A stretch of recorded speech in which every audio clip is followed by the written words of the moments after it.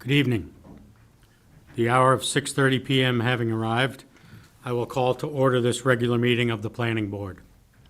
This meeting is being broadcast live on the City of Keene YouTube channel. The video is also streamed on the city's website and is posted on the website by the end of the next business day, barring any technical difficulties. Anyone wishing to view a copy of the agenda and supporting materials will find it on the city website. To receive electronic copies of future agenda packets, please go to the homepage and subscribe to the city meetings email list. The public and other board members will be recognized to ask questions and make comments on the agenda item under discussion. After being recognized, all remarks are to be made through the chair. Will staff please conduct the roll? Harold Farrington, Present. Roberta Mastrogiovanni, Present. Mayor Jay Kahn, Councilor Mike Remy, Sarah Vazani, Here. Ryan Clancy, Here. Kenneth Cost, Here. Armando Rangel, Here. Gail Summers, Randon Markelin, Here. Tammy Adams, Michael Hafer. Here. That's it, Mr. Chairman. Thank you.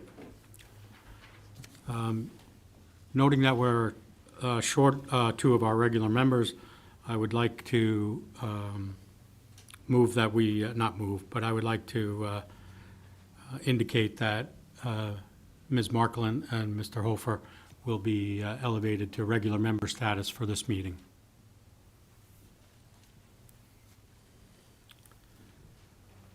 Okay, good. All right. Let's move to the minutes of the previous meeting. Is there a motion to approve the minutes of the February 26th meeting? I would like to have a motion to approve the meeting, the minutes of the meetings from February 26th. May I have a second? And I second that Thank you, motion. Mr. Cost. Any questions, comments, changes?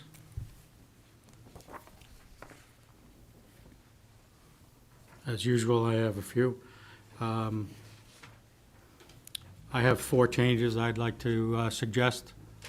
The first one is line 675.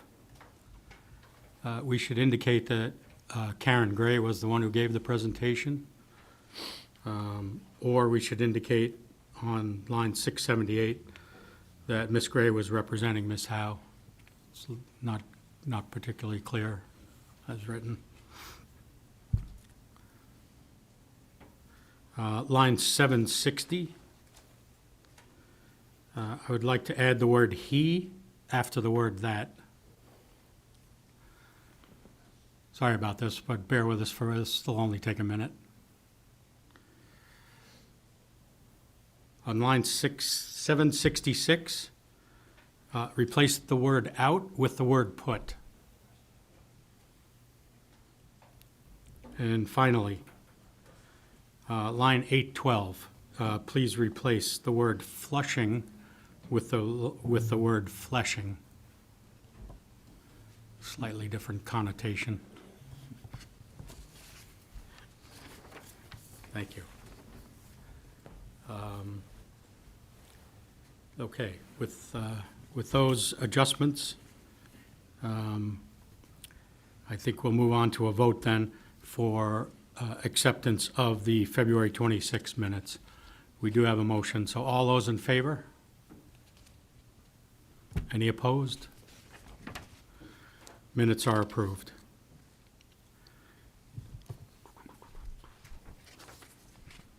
Next on the agenda is a final vote on conditional approvals. So as a matter of practice, the board will issue a final vote on all conditionally approved plans after all of the conditions precedent have been met. This final vote will be the final approval and will start the 30-day appeal clock. May I ask staff if there are any applications tonight that are ready for a final vote? Thank you, Mr. Chairman. Evan Clements, planner. We do not have any applications that are ready for final approval this evening. Okay, thank you. Okay. Moving on to, we have an item for an extension request. So this item is SPR-06-23, a site plan for Roosevelt School Housing, 438 Washington Street.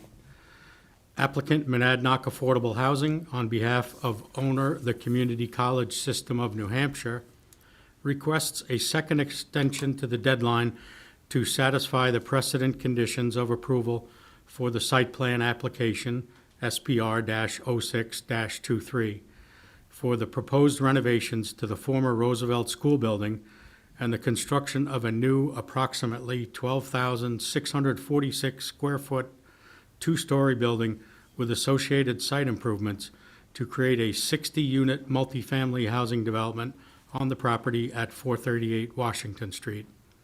TMP number 531-054-000. The site is 2.4 acres and is located in the low-density district. At this time, I invite the applicant to come forward. Hi, I'm Sandy Clark. I'm the Facilities Director for Monadnock Affordable Housing / Keene Housing. And the request is based on the same extension from last time for the wall. The City of Keene and the school is still working on getting that bid out. I believe they sent the bids out last week. Okay. Board members, why don't you hold up for a sec? Board members have any questions for Ms. Clark?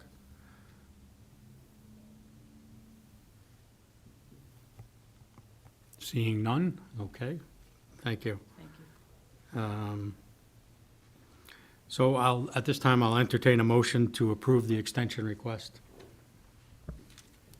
Would like to move to grant a 180-day extension to the time frame to satisfy the precedent conditions of approval for the site plan application SPR-06-23. Second? Mr. I Costa? second that motion. Thank you. Okay, at this time, I would like to ask if there are any questions, comments, discussion regarding this application. Seeing none, I'd like to move to a vote on the motion. All those in favor of the request motion, extension request? Any opposed? Request, the extension for a request is granted. Thank you very much. Thank you.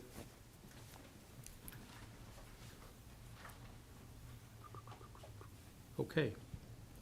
At this time, we have two continued public hearings. The first is for PB-2024-01, Surface Water Protection Conditional Use Permit, 186 Gun Road.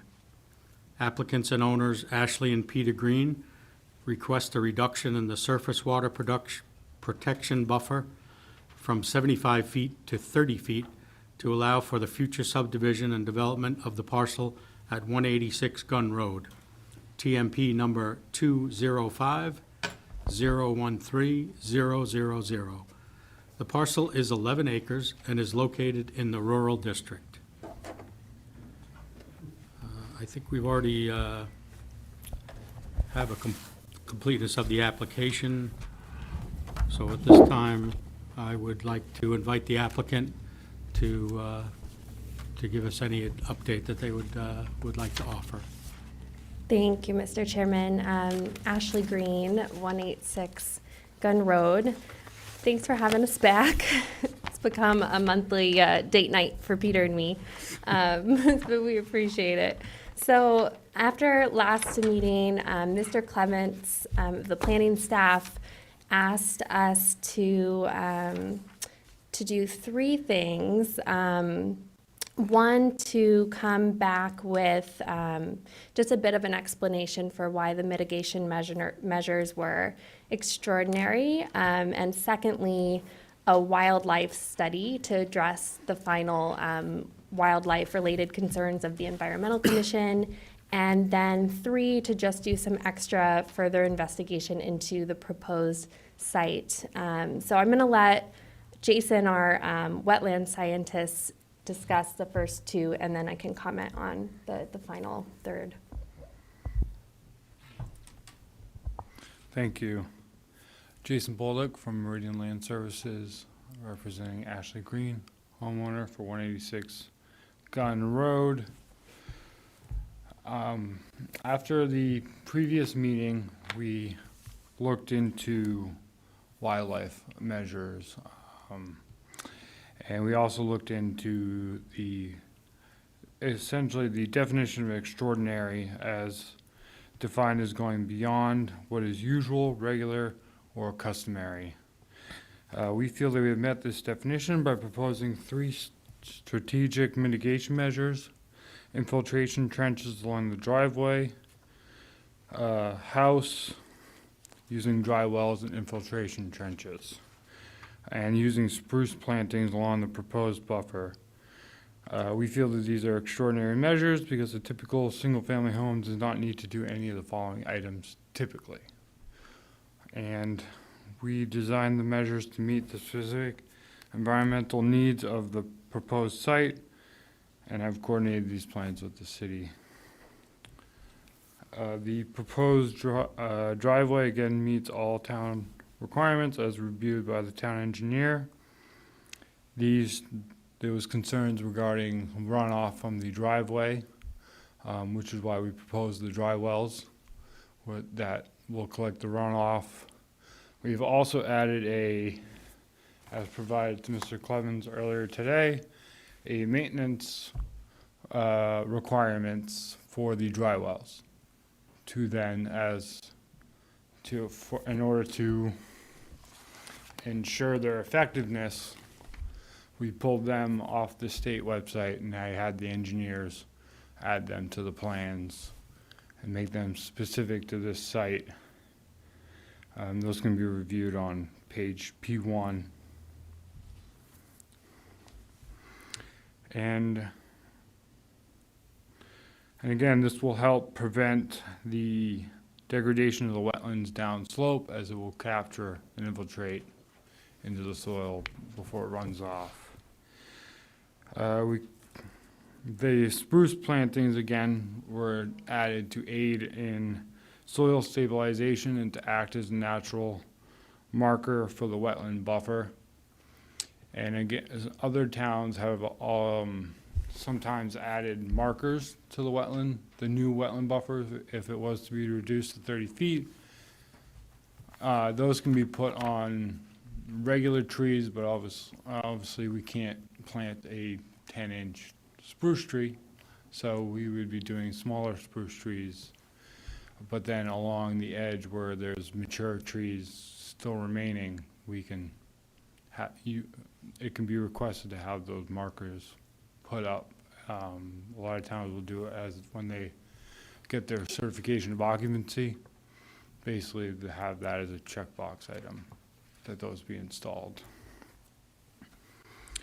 And there was also concerns raised at the Conservation Commission regarding wildlife on the property. I supplied a package to Mr. Clevens earlier today in which I did a Natural Heritage Bureau search for endangered and threatened species, which also not only looks at the direct area, but a buffer around the area. There was no hits for threatened or endangered species in the area that were recorded.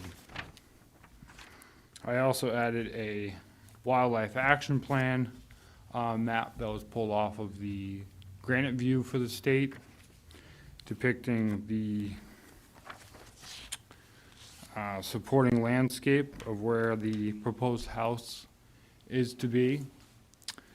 I also want to emphasize the fact that we are not impacting highest value wildlife habitat. It's just the supporting areas around that highest value wildlife habitat, which typically just acts as a buffer. It can support those wildlife species, but typically acts as a buffer to the highest value wildlife habitats. There is an additional page added, another map that I pulled off of Granite View, which is a wildlife corridor map, showing the areas that would be wildlife corridors, and kind of an approximate area where our site is due to the scale. Couldn't be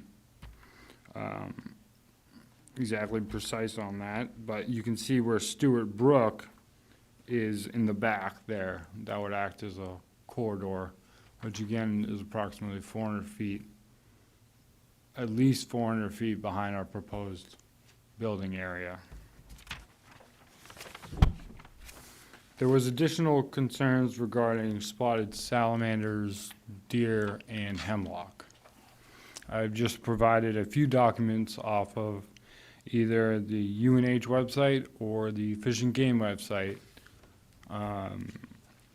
just reiterating the fact that those 3 species in the state are widespread and secure and aren't endangered or threatened throughout our state.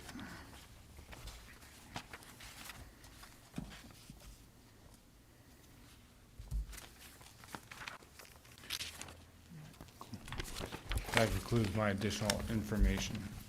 Okay, and then the third action item that Mr. Clement suggested was just that we do some additional research into the entire property to look at possible other building sites. So if the planning board were to approve us to move forward as a pilot case with this lot, Meridian will do a full topographical survey, and that'll be somewhere between $5,000 and $6,000 for them, and will take some time for them to complete.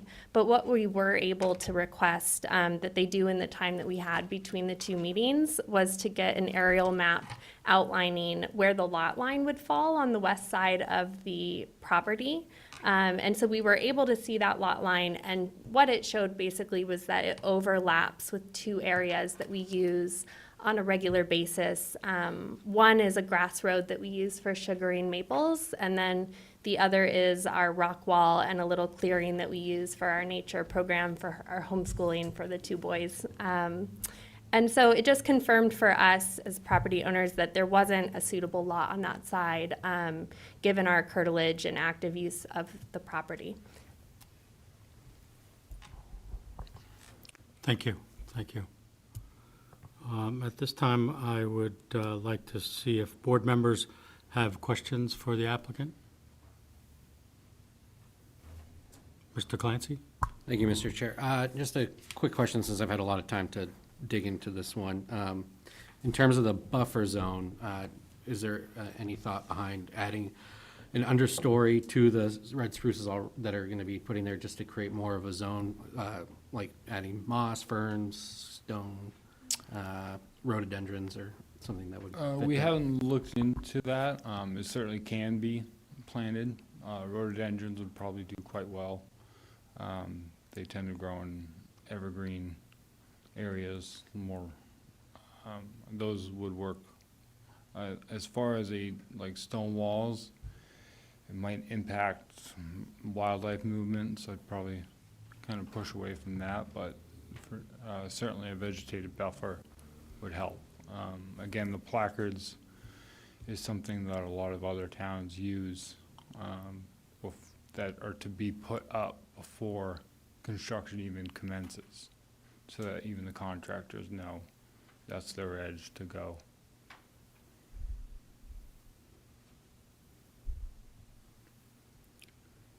Other questions?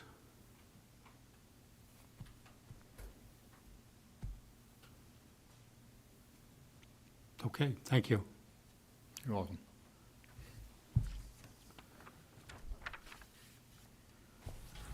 So at this time, I'd like to invite staff to provide comments. Thank you, Mr. Chairman. Evan Clements, planner. I wanted to start briefly about the role of the planning board and then drill down into this application. Ultimately, it's the planning board's responsibility to maintain your standards and to look at applications that come before you and see if they meet those standards, right? In a lot of cases, they're very black and white. They're check boxes. They're things that either you have proved this or you have not proved this. And then in some instances, there are more subjective cases. This application does both of that for you. And I think you've all done a very good job of really trying to drill down into this. Generally speaking, a planning board should be approving 9 out of 10 applications that come before them. Applicants work with staff behind the scenes to help them craft an application that we feel meet standards to the best of the ability. That's what the waiver process is for in most cases. For instances where the literal intent of the standard might not line up, but the spirit does. And the planning board has the authority to provide that flexibility to get to an approval. In this application, with it being a conditional use permit, it's a little bit harder. Conditional use permits are in the zoning ordinance. It's very much a strict adherence to what is written in that article in the zoning ordinance, and to deviate from that would require variance from the zoning board of adjustment. The two issues that we've been working with the most with this application has been citing the future development, specifically 1162A, the proposed use and/or activity cannot be located in a manner to avoid encroachment into the surface water protection overlay district. Without understanding all of the site features of the entire subject parcel, it is my belief that it is impossible to determine if that standard has been met. The other standard in question is related to the buffer reduction and the extraordinary measures, and that very much gets into the subjectivity of what is extraordinary. I think with that subjectivity, the applicant has done a very good job of trying to find that middle ground of appropriate mitigation that doesn't end up into the ridiculousness. Ultimately, it'll be your responsibility to decide if these two standards have been met. I know it's very challenging to tell somebody no. As the applicant has just said, they're going to need to do a full topographic survey of the entire property when they come back for a subdivision application anyway. So that work has to be done for this lot to actually be created. So it's my opinion that it's not out of the realm for you now to ask for that information before granting a conditional use permit. Some other information that's been included in the packet includes an email from Councilor Andrew Madison, the Vice Chair of the Conservation Commission, reiterating his, or clarifying the letter that was sent from Conservation Commission saying that they were recommending denial, and then those provisions that they included at the end of the letter was additional mitigation that they would recommend if the board would decide to ignore their recommendation and approve this application. The only other thing, there's two more things I want to talk about, and that is deliberating the merits of the application and the materials that have been presented before you. It's very important in an approval and in a denial that comes out in discussion. And it's as simple as you saying, I think they have met this standard because of something that's in that application. That's all that needs to be said. Or I do not think that I can make a good decision on this application because I don't have the information that I need. Common practice and procedure with land use boards in the city of Keene, this is procedural, is you always motion in the affirmative. So when we get to the point this evening where it's time for a motion, that motion will be to approve this application with conditions. And then if that motion does not pass, that's the denial. We don't move to deny, we move to approve and let that fail. So I would like to read the prepared motion, or I should say the suggested motion, and then I want to talk about just briefly some of the subsequent conditions that staff are recommending, and the burden that they would be on the future landowner as well as staff. So the precedent conditions are the usual stuff: the owner's signature and submittal of 4 full-size copies and a digital copy. Subsequent to final approval, prior to the issuance of a driveway permit or building permit for the proposed lot, a stormwater management plan, a stormwater management plan for the site development shall be submitted to the Community Development Department for review and approval by the city engineer. Prior to the issuance of a building permit for new construction on the proposed lot, submittal of a financial security for the proposed landscaping in a form and amount acceptable to the city engineer shall be submitted. Prior to site development, the wetland buffer shall be flagged by a certified soil scientist licensed in the state of New Hampshire and verified to be in place by the Community Development Director or their designee during a pre-construction meeting. Prior to the issuance of a certificate of occupancy for new construction, the wetland buffer shall be reflagged by a certified soil scientist licensed in the state of New Hampshire and verified to be in place by the Community Development Director or their designee to ensure that site development did not impact the wetland buffer in excess of the approved buffer limit impact. And then finally, prior to the issuance of a certificate of occupancy for new construction, a year 0 landscape inspection shall be conducted by the Community Development Director or their designee to ensure that the required landscaping has been installed as depicted in this application. Not necessary in the motion, but another reality of the landscaping bond and the landscaping inspection is that there then needs to be a 1-year follow-up inspection to that landscaping to ensure that it has taken, and that any plantings that have died need to be replaced and then reevaluated again 1 year later before that bond can be released. So that is additional cost to the end user of this new lot. It is additional staff time at taxpayer expense to manage this construction of a single-family residence in far excess of what is normally done for a single-family residence within the city of Keene. And this is just due to the nature of the proposed site, the constraints, and the reality of earthwork and land disturbance. We have large concerns about the buffer being further impact due to no intentional malfeasance, just due to the nature of heavy construction equipment. Another challenge, requiring things prior to certificate of occupancy becomes very time sensitive.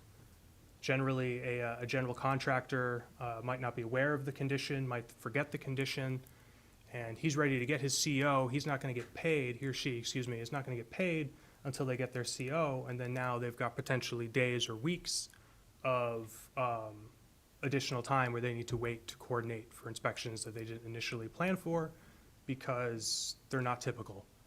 And then the landscaping is always tricky. What happens if they're ready for their CO in November? They're not going to be able to install the landscaping in November. So now they need to wait till spring before they can sell the house. So these are just the realities of a challenging lot. So I would hope these extra steps are kind of indicative of staff's concerns to the development potential for this lot. I'm happy to take any questions at this time. Questions for staff? Mr. Clancy? Thank you, Mr. Chair. I would just like to ask a question about Conservation District's reply to us, because it just seems like a summary of what they wrote and what we already know, and not a clarification of what we were asking. And Councilor Madison still gives us what they would like to see if we were to vote on this. So I'm just curious, what's different in his reply, or what clarifies any of the questions that we had at the previous meeting? I mean, Yeah, I mean, that's a good question, but I'm not sure that it's I mean, staff all I is- can say is the two sentences. The Conservation Commission does not recommend that this application be approved for the reasons stated in the letter, and the decision was a vote of 5-2. So it was very much a recommendation to deny. His original letter was ambiguous. If you find the follow-up email to also be ambiguous, I can't really get into the inner workings of Counselor Madison's prose, but that's about as clear as I could hope for. Ms. Fasani? Well, I don't have questions, I have comments, so let me know if this is the appropriate time to do that. Comments about About the, this exact thing. I just don't know, I don't have questions for staff, I just have comments about what they presented. yeah, let's hold that then. Okay.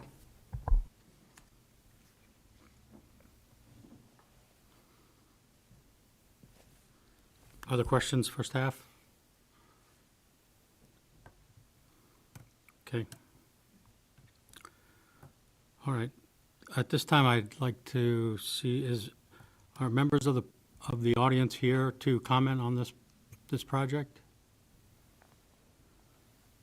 Raise your hand if you would like, if you're here to comment on this project. Okay, seeing none. Seeing none, I will close the public portion. And at this time, I will invite a motion for the application. Yeah, so I know Mr. Clements just read it, but we need to put it in as a motion. Okay, we would move to approve PB-2024-01 as shown on the plan set identified as Surface Water Protection Conditional Use Permit Exhibit prepared by Meridian Land Services, Inc., at a scale of 1 inch equals 60 feet, dated December 14th, 2023, with the following conditions. Prior to the final approval and signature by the planning board chair, the following conditions precedent shall be met. Owner's signature appears on the plan, submittal of 4 full-size paper copies and a digital copy of the final plan set. Subsequent to final approval and signature by the planning board chair, the following conditions shall be met. Prior to the issuance of a driveway permit or building permit for the proposed lot, a stormwater management plan for site development shall be submitted to the Community Development Department for review and approval by the city engineer. Prior to the issuance of a building permit for new construction on the proposed lot, submittal of a financial security of the proposed landscaping in form of and amount acceptable by the city engineer shall be submitted. C, prior to site development, the wetland buffer shall be flagged by a certified soil scientist licensed in the state of New Hampshire and verified to be in place by the Community Development Director or their designee during a pre-construction meeting. D, prior to the issuance of a certificate of occupancy for new construction, the wetland buffer shall be reflagged by a certified soil scientist licensed in the state of New Hampshire and verified to be in place by the Community Development Director of their designee to ensure that site development did not impact the wetland buffer in excess of the approved buffer impact. And E, prior to the issuance of a certificate of occupancy for new construction, a year zero landscape inspection shall be conducted by the Community Development Director or their designee to ensure that that the required landscaping has been installed as depicted in this application. And there should be a 1-year follow-up inspection after that. May I ask for a second? Mr. Cost? I second that motion. Okay. So at this time, it's appropriate for discussion and comments, so Ms. Vazani, if you would like to start that. Thank you, Mr. Chair. So I was just sort of absorbing everything you guys were saying and looking at what the Conservation Committee had asked you to do. And I was thinking to myself, they had done everything we've asked. They have continually looked at the piece of land they can develop, they do the whole land, and tried to find another place to develop that small portion of what they own. It's a small portion of what they own, in my opinion, very small, 10% of what they own. And so if I try to do that, I mean, I only own 0.54, so it'd be very difficult to put something there. I really am looking at that and thinking they've done everything that we have asked them to do, and I'm appreciative of the Conservation Committee's thought process in putting in all of these mitigations. If they're willing to meet those mitigations, which it sounds to me that they are, and I do understand that, well, staff is saying that it might not get the CO. It might not get the CO at the end. But is that our issue to deal with if they're willing to go through all of that and pour their money into it to not get the CO at the end? Perhaps that is the case, that it won't go through. But what if it does? What if they do meet that? What if they can put that landscaping in? What if that landscaping does take? And what if they're willing to then plant again? And what if it's a family member that is staying with them that's gonna buy that plot of land so they can stay a little longer while that November to June happens? I don't know what their situation is. So for me, it doesn't seem like something I'm willing to say no on because of everything that we've laid out for them to be able, the hoops that we put through for them to jump through, they're willing to do it. And I'm appreciative of that. And while I understand a contractor may not get their money at the end if they don't have the CO, but they're paid 30 on those, so they're gonna get 60 of it, and they're gonna work very hard to get that done so that they can get paid. So if they need to put those in, they will work hard to get those in. So I just wanted to bring that up, that I'm hearing all of that, and I understand that is a difficult thing to go 5-2 at the Conservation Committee. I get that. They said that we should only approve if the applicant was willing to meet the 4 pieces in that, and they're willing to meet those that they set out in the original note. They didn't clarify anything additional. They just said, again, this is what we're recommending, and the applicant is telling us they're willing to meet those. So that is my thought on it. Thank you. I'd like to hear from some of the other board members. Mr. Clancy? Thank you, Mr. Chair. Yeah, I don't believe that the Conservation Commission gave us any clarifying information, so I went back and looked at their meeting minutes to see what the 2 who were in favor of it voted for, and I apologize if I butcher his name, but Mr. Therial was in favor and didn't see issue on the wetland site, and he was happy with the dry well and swalls and to help with the driveway runoff, and he happens, I was curious to learn about the background of all the conservation members, and so he's a ocean engineering, and so it's a little different engineering, but he has an engineering background, so if he believes that that is an extraordinary measure, at least for the driveway runoff, which the commission seemed to have concern with, I appreciate his recommendation that that suffices for that. And then Ms. Richter, she voted against it, but it wasn't because of the wetlands. She saw them as, that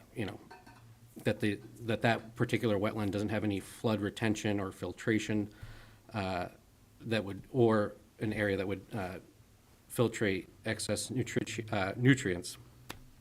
So her reasoning, I thought, even though she voted against it, she didn't have concerns over the wetland.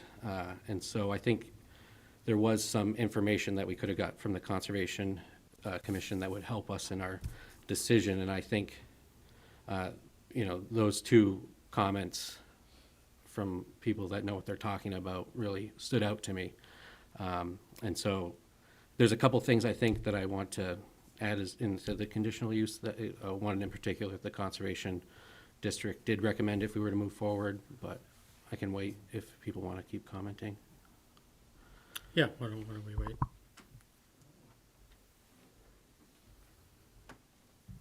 I would like to hear from some, Mr. Hafer. Thank you, Mr. Chair. Interesting permit to come into, and still feeling like I'm coming up with speed with a whole bunch of these issues and the regulations and the language of everything. It seems like one of our tasks is to decide if exceptional mitigation measures have been made, if I'm understanding everything correctly. And I'm satisfied that the efforts to build the drainage swales, the dry wells, the interconnectedness of those wells to collect the runoff does meet above and beyond what a normal single-family home would need in an ideal lot situation. So on that matter, I feel satisfied. In terms, just coming up to speed with some of the language around this, the surface water buffer zones and such, and looking at the regulations here, it seems like part of the reason this discussion is happening is because of the district we're in. If I'm reading the docs right in Muni code, in other districts, this surface overlay can be reduced. Is that right? The central business limited, office, high density one, you know, those buffers can be reduced if I'm understanding this correctly. So I'm sorry to interrupt you, Yeah. Mr. Hafer. You're Yeah. looking in Municode, the city code of ordinances right now? yes. Okay, Yeah. that is not the correct document. Okay. It would be the land use code. You should have received a copy of it as part of your orientation. Sure. It's also available on the city website, Okay. and it's, So- Article 11 is the conditional use permit. Okay. In different districts, can this buffer be reduced? That's correct, yeah. Depending on the district, we've got a certain set buffer. In the more urbanized area, that buffer is already less. It's 30 feet. Out in the rural zone where we are right now, it's a 75 feet that can be reduced down to 30. Okay. And so this is within, we're within that 30, They are requesting a buffer reduction to 30 feet. okay, great. And that would be consistent if we were in a centralized or higher density, if this property was in a higher density area, 30 feet would be allowed. That's correct. Okay, thank you. Yeah, no further comments at this time. Okay. I still would like to hear from others, so. Ms. Marklin? Thank you. I think I will echo that. It sounds like the mitigation efforts, there's been a lot of work that's been put into this application. And they've come up with a lot of solutions. I still don't feel super comfortable with that reduction, 75 to 30 feet. Solely based on sort of, because that's not the piece, that's the piece of land that they're not using. I'm not saying that, I'm not sure. I just don't feel like it's, still hasn't really been explained fully to me. Just saying that that's where, it seems like if you have a large piece of property and you decide you want to try to develop a lot or subdivide, you would sort of look at the lot as a whole and figure out where would be best to develop. And this feels a little bit more like, we're not using this corner over here, so let's make that work. If that makes sense. However, again, a lot of work has been put into trying to make sure that reducing the buffer won't impact the surrounding areas, so I'm not giving you a clear opinion, but Thank you. Mr. Cost? Since you keep asking. Yeah, no, I agree. A lot of work has gone into it, a lot of work with the engineer, with the wetland scientists, so all very commendable. I have two things in the back of my mind that nag me. One is the still the Conservation Commission recommendation. I mean, for me to make a decision when we have, 7 people who, that's kind of their focus. So I have to give them a lot of weight to what they do, even though each of them may have different reasons. It's a group of people that, in good faith are spending a lot of time looking at these issues. And they came up with don't recommend, but if you do recommend, do these things. What we didn't get out of them, I think, is do those things fix the reason you don't recommend? I think that's what Mr. Clancy was asking. We didn't quite get that answer, maybe. And I think that the only other thing I could think about is this buffer zone, and I don't know this, so this could be a bad assumption, and someone could correct me, but when the land was purchased, the buffer zone, I'm guessing, was in place. It wasn't something that happened after the fact, so it was a known limitation to the property. So it's not a surprise. So, in back of my mind again is that this was something always on the property. And again, I think trying to do all of these things to then, build into that buffer zone is all in very good faith, but the buffer zone was there and it was a known condition. It wasn't a surprise that happened. So those are the things I'm thinking about in making a decision. But I certainly commend the landowner, everyone else for this just massive effort to build a house. So. Thank you. Mr. Engel? So I also keep thinking about the siting of the subdivision. I think that, the idea of the topographical survey of the whole site really makes sense to me, to really, identify that this is the best place to build, or maybe there is somewhere else. So that's one thing that I feel like I would like a little more information. But then the owners have really done a lot of work in terms of looking into these mitigating efforts, which are great. But I kind of wonder about the burden on the potential buyers for the property and what they have to maintain in order to, keep those dry wells and the swales and everything working.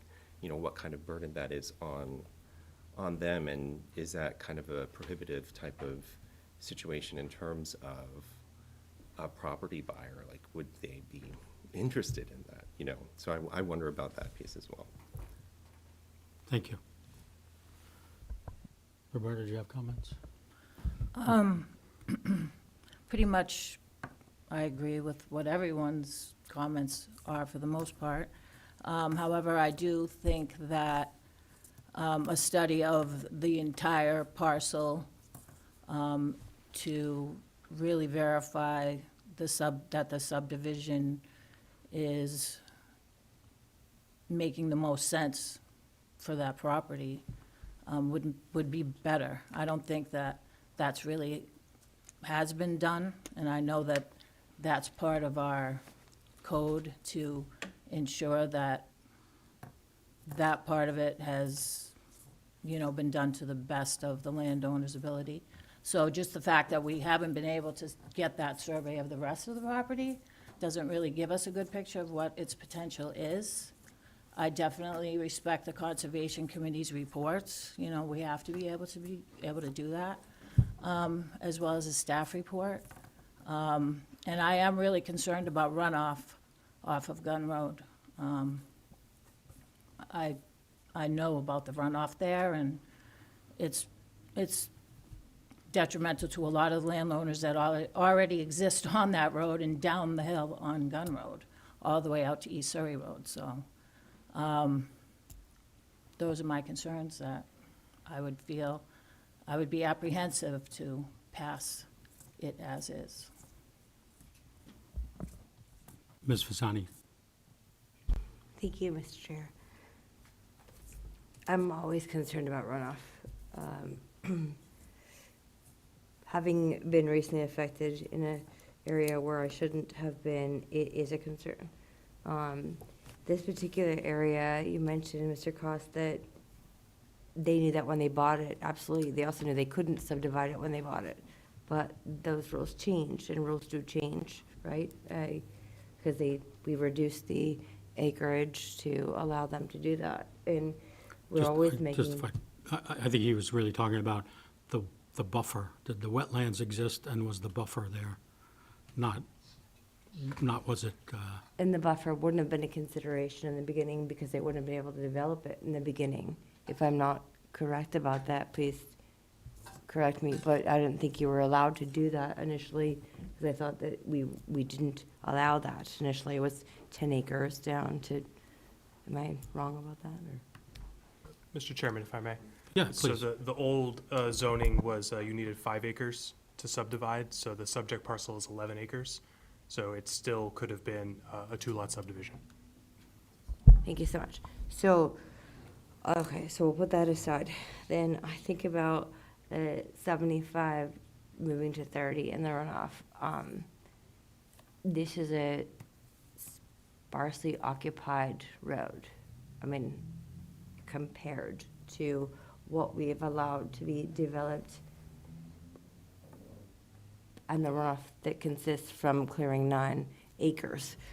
This is 1 acre of land. This is a small portion of land. And being someone that has developed acreage, this is a small portion of land, and I understand the implication of that, but I implore us to just think about how this is a very small piece of it when you consider what we have developed over the course of years and years of it. This is a tiny piece on a sparsely occupied road. It might not seem that to those of us that live on more sparsely occupied roads, but I don't. So for me, where there's a house, like, and there's things being developed all around us, like, this is I really want us to look at the ability of a wetland scientist to look at how we can mitigate these factors and saying, I'm going to do it. I'm going to do that. And I'm going to allow that to be reviewed every year.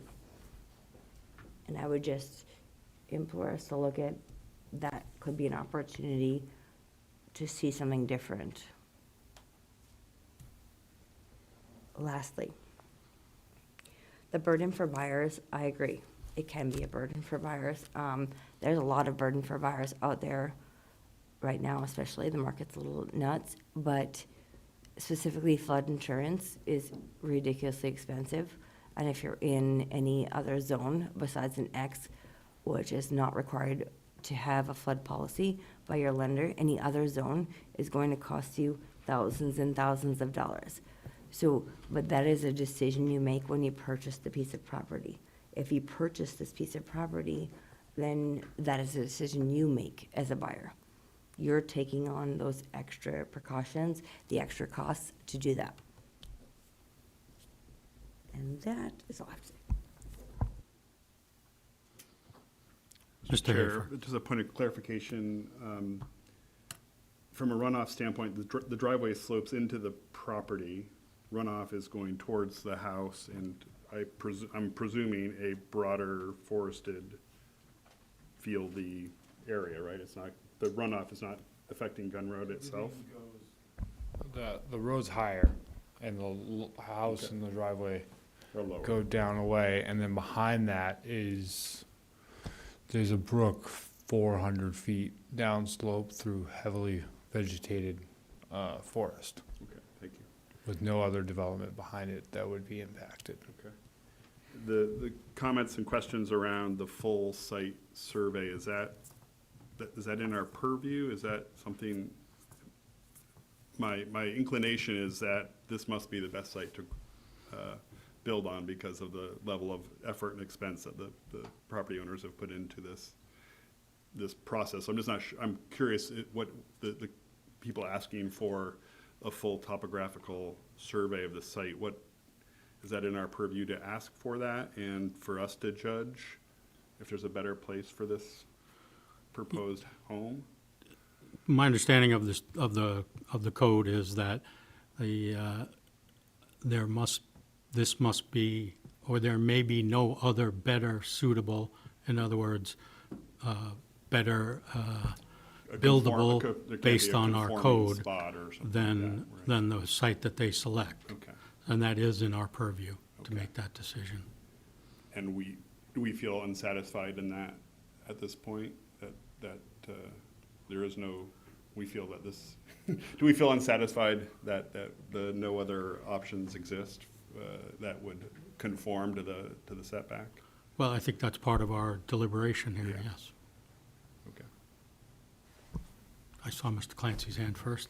Thank you, Mr. Chair. Yeah, I was going to mention, last meeting, I brought up that it goes away from Gun Road, so runoff would be going onto the property and into the woods.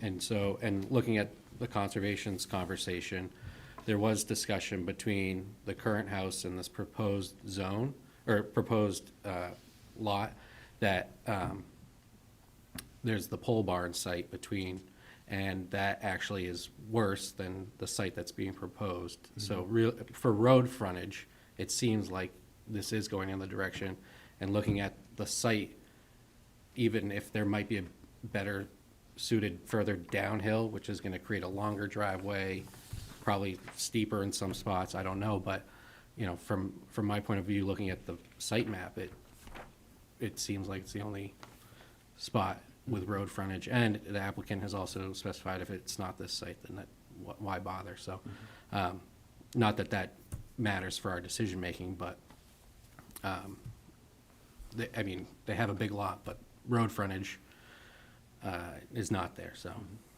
Thank you. Mr. Cost? I was just going to follow up with the question a moment ago that I don't know for sure that there are absolutely no other sites to be built.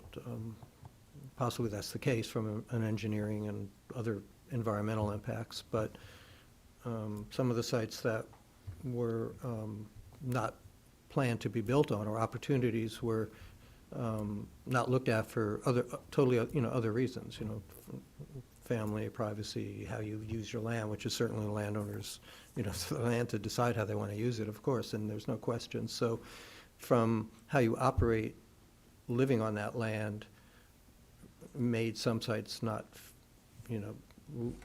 feasible to be developed is a reason, but I don't know if it's from an engineering point of view. I'm not sure about that. But certainly respect the idea that other sites didn't make sense for the owners to develop because they used land a certain way and didn't want to develop parts of the property.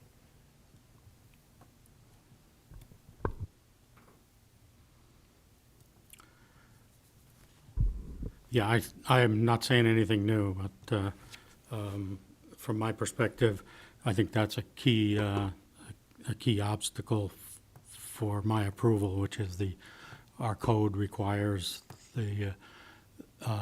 this to be an exhaustive process of eliminating other pieces of the total parcel.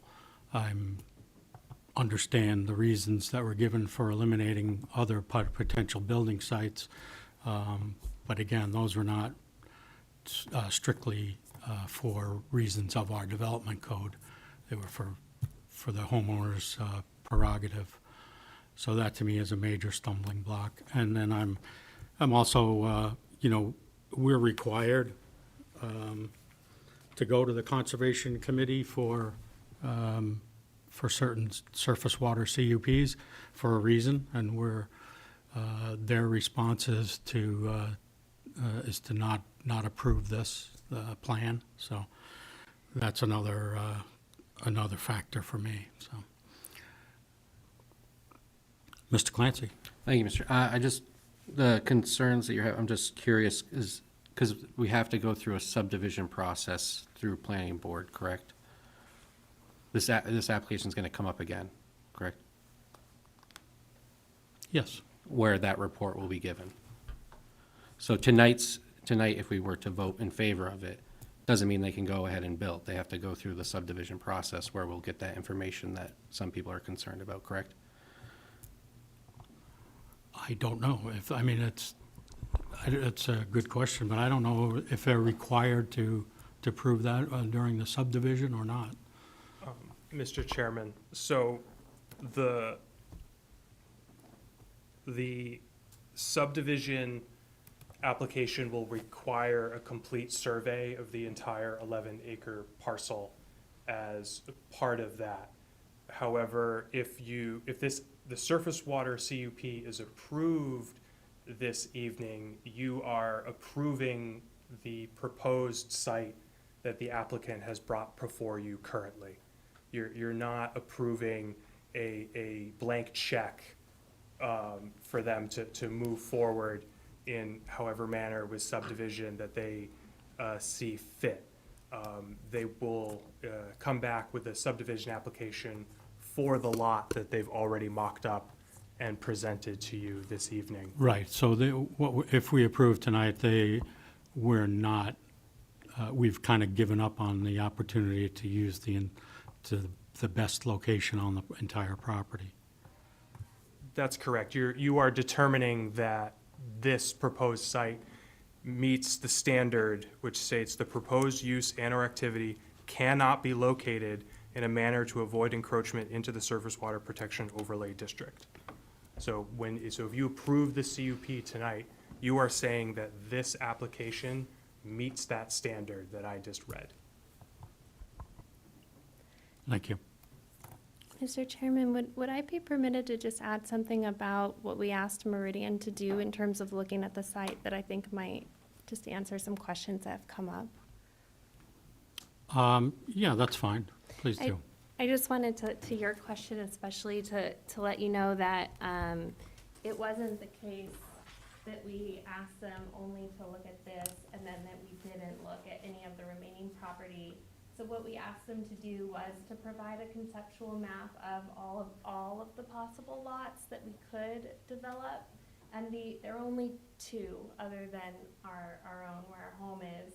And this is one and the other falls, about here. And so what we did is we just had that conceptual map so that we could see where there is only one other possibility because of the frontage and the pie wedge shape of the land.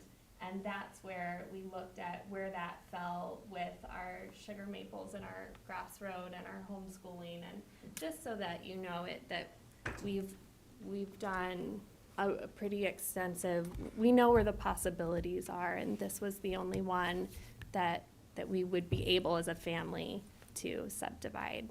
I just wanted, if that's helpful. I'd like to also add that we haven't located or done any survey on that section of the property due to essentially the homeowner just wanting to work on the east side. So if that option didn't work, we didn't want to spend the money on doing an entire survey for the property and then having it essentially not work with the area that they want. And so we haven't done any work on that section of the property. We strictly looked at it from an acreage and a frontage perspective. Thank you. All right, I think it's time to call the vote. So, Mr. Thank you. Clancy? I just had a couple conditions I wanted to add to the Okay. motion. Thank you, Mr. Chair. And I don't know if these are allowed or if I can, but I don't believe that. Yeah, I So think we need to. There's a parliamentary process, Yeah, we need right? to We've got a table the motion then? Yeah, so either, you need to vote to table the motion and then amend it or move forward as Okay. what's on the floor. So, Mr. Clancy has made a motion to amend the motion on the table, the motion that's been put forward. Do we have a second? I'll second that. Seconded? Okay, so should we hear his amendments first, or should we vote? Yeah, I think, so Well- people know what they're voting on. Okay, thank you. Yeah, please Well, go I think we ahead. have to vote to table it first, correct? Oh, yeah, okay, so, all right. So I need a motion to table the existing motion. I'd like to make a motion to table the existing motion. And a second, I'll second that. Mr. Hafer? Okay. All those in favor of tabling? Okay. Now, Thank you, Mr. Chair. Please proceed. I would like to add the Conservation Commission's recommendation of implementing the action plan recommended by Mr. Bolduc. Do I need to add more language to that to make it a conditional use? Or does that suffice? I'm sorry, Mr. Clancy, give me 1 second here.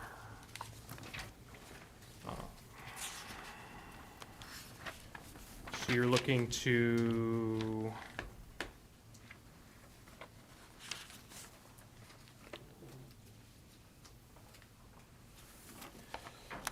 so I'm looking at the letter that was sent by the Conservation Commission. So the implementation, mitigation actions recommended by their consultant, including the installation of infiltration trenches around the dwelling, native plantings along the driveway. So I guess I'd be looking to make the cleaning of the dry wells part of the conditional use on a yearly basis. I have a couple more, but I don't know if we want to vote on each one separately or. Yeah, give us everything. Okay, Okay. so, F would be annual maintenance as depicted on the driveway exhibit. Correct. G, I guess, would be adding a understory to the buffer perimeter, which could include moss, ferns, and rhododendrons or other species that would add to that so that the buffer zone is a complete vegetation buffer and not just trees spread out. Okay, let's put that as C, Okay. as prior to final approval, revised landscaping plan. That includes, what'd you call, I'm sorry, you called it a complete understory? An understory so that it's a completed vegetation buffer instead of sparse. Understory. Vegetative buffer. Okay, anything else? And I don't know if this needs to be included for a vegetative buffer zone, but I would like to make it a no-cut zone as well. The wetland buffer? Yep. Be a no cut? Yep.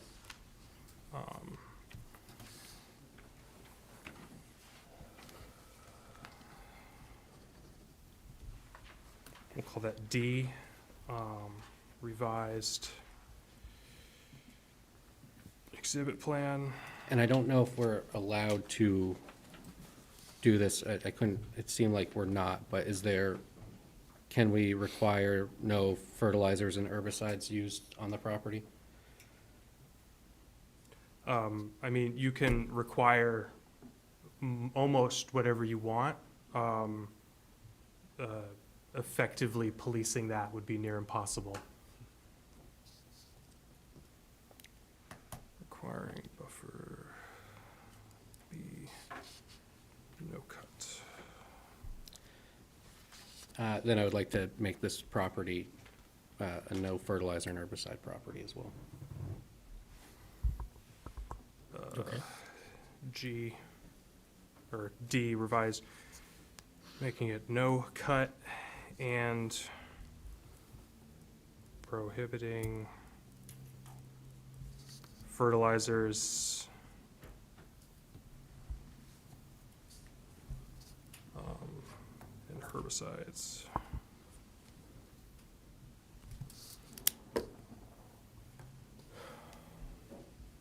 That's all I got. Okay.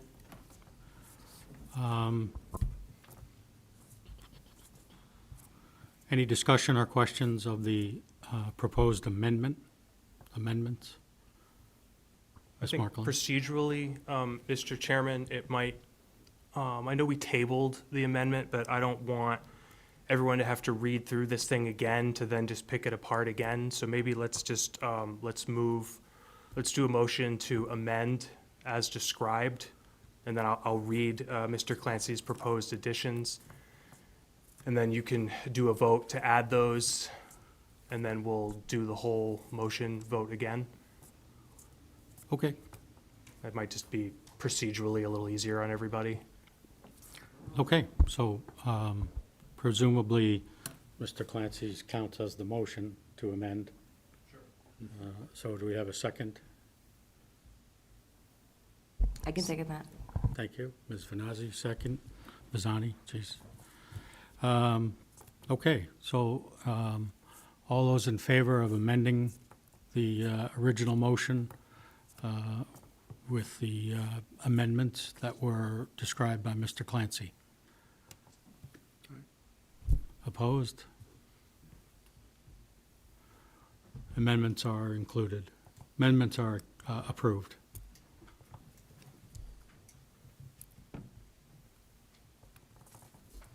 Okay, now we can, do we need to read the, Yeah, I mean, if you're comfortable, I will, I took some notes. I can read the new motion, and then a board member can just say so moved. okay, thank you. So, the motion now reads, approve PB 2024-01 as shown on the plan set identified the surface water protection conditional use permit exhibit prepared by Meridian Land Services, Inc. at a scale of 1 inch equals 60 feet, dated December 14th, 2023, with the following conditions. 1, prior to final approval and signature by the planning board chair, the following conditions precedent shall be met.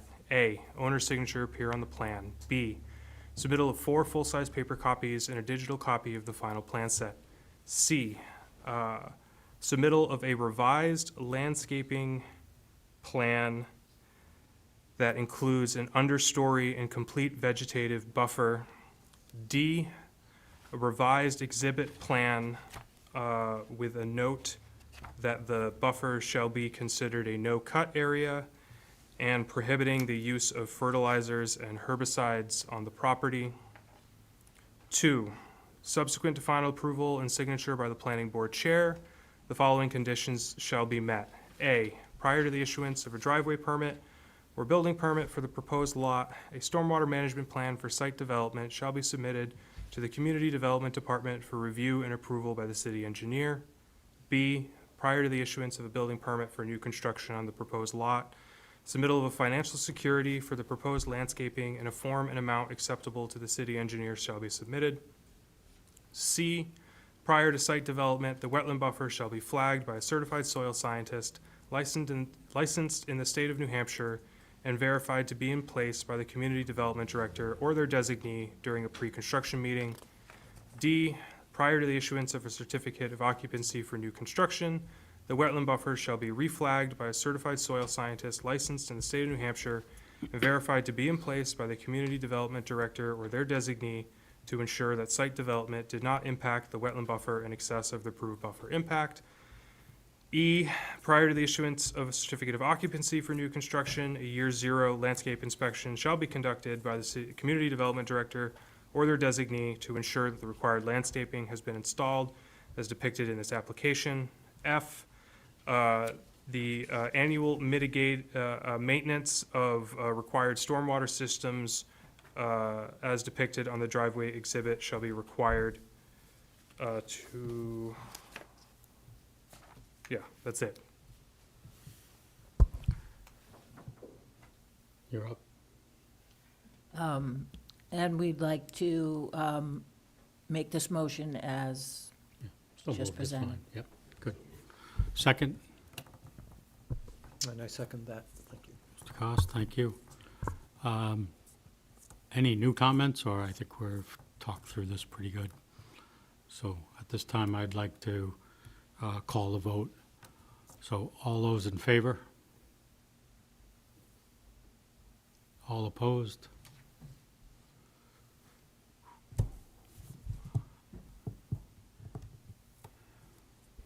A split vote is a failure. So Okay. the motion does not carry. Yeah, motion has been denied. We appreciate everything you guys have done. And this is the first time I've been involved with a no vote in 4 years, so. Thank you, board members, Yeah. Mr. Chairman.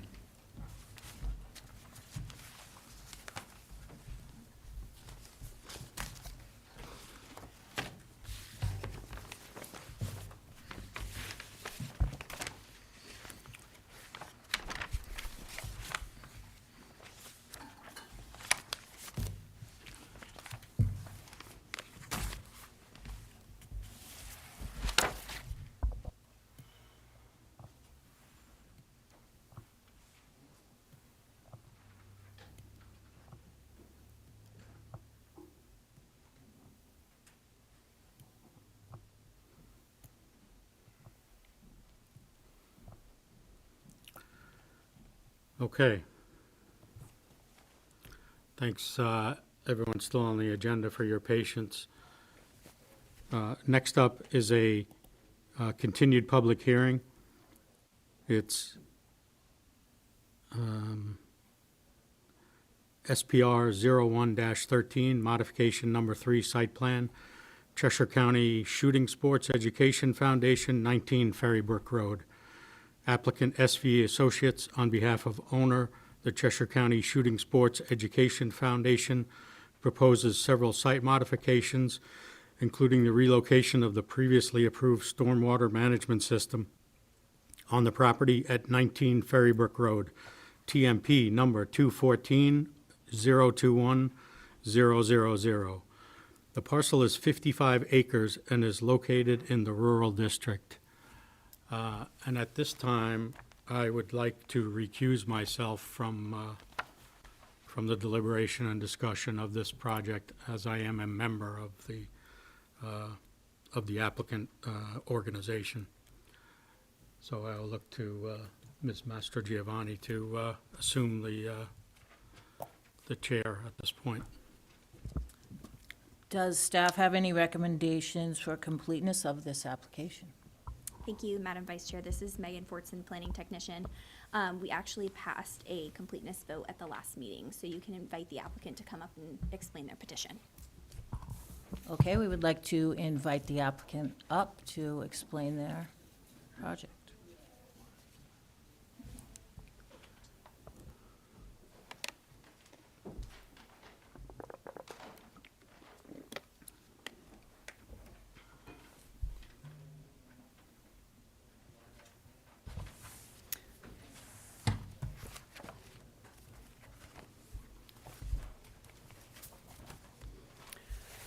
Hello, my name is Liza Sargent. I represent SVE Associates, here for the Cheshire County Shooting Sports Education Foundation.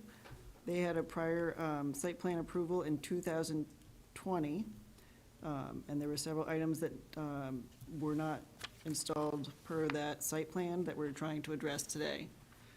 Those items include installation of a bike rack, the location of a light pole, the accessible parking space, and the location of the stormwater drainage system. And also, during the city's site plan inspection, they noticed a berm that wasn't included on the previously submitted site plan. I'm gonna stand up and show where those items are gonna be located. This is Old Ferrybrook Road, the driveway in. This is the indoor shooting range. Originally, the stormwater treatment practice was proposed at the top of the hill. During construction, they found a large boulder right where the stormwater treatment system was going. They're now proposing the stormwater treatment system down here at the bottom of the slope. The bike rack will be installed in the same location. The light pole that was in question is located right here. It was originally proposed over here, but it's installed right there. One other item that was installed, but not on the 2020 application, there's a trailer here used for classes. They're proposing to keep that. I will need a building permit, and we're proposing to screen it with this 10-foot tall stockade fence. And the surface water protection zone. Inside this area, there's a stockpile of topsoil and some boulders, and those will need to be removed. The berm that was not on the other plan that's installed needs to be seeded and loaned, and we're proposing silt fence around that while that's the vegetation's being established.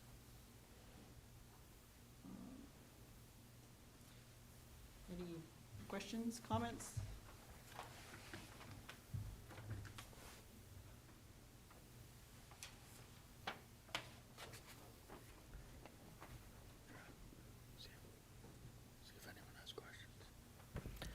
We'd like to invite anyone with any questions at this time.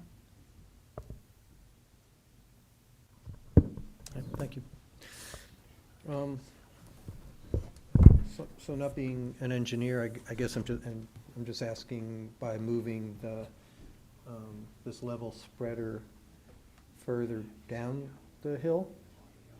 So is it enlarged or larger? It's gonna, I'm just asking if there's, it would appear to be more runoff would be coming into it, or? The stormwater design, the hydrology's been adjusted to accommodate the location. Okay. And then this berm that gets moved with the boulders, that just gets put on site somewhere or taken away, or you mentioned there's a stockpile? Right, that would be up to the club to decide where they want to move that material. They're just stockpiles currently. They're just inside that buffer zone. Okay.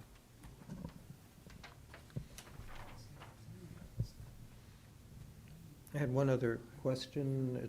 You didn't discuss it, but it's just because I'm not a shooter, so I don't know how this all works. But on the architectural part of this, it mentioned that originally it was going to be concrete masonry unit block building, but now it's vinyl siding. Is that more than just exterior appearance? Is that like an entire different structure?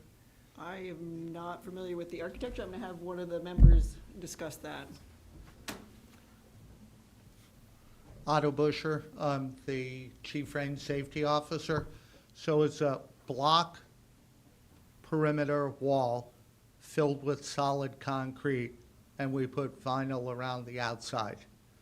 So the walls are solid concrete to keep both sound and any projectiles from exiting the building through the walls. So the vinyl is just a facade? on top of- Cosmetic facade. Okay, thank you.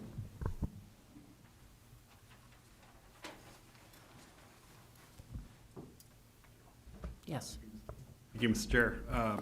Maybe a comment for staff.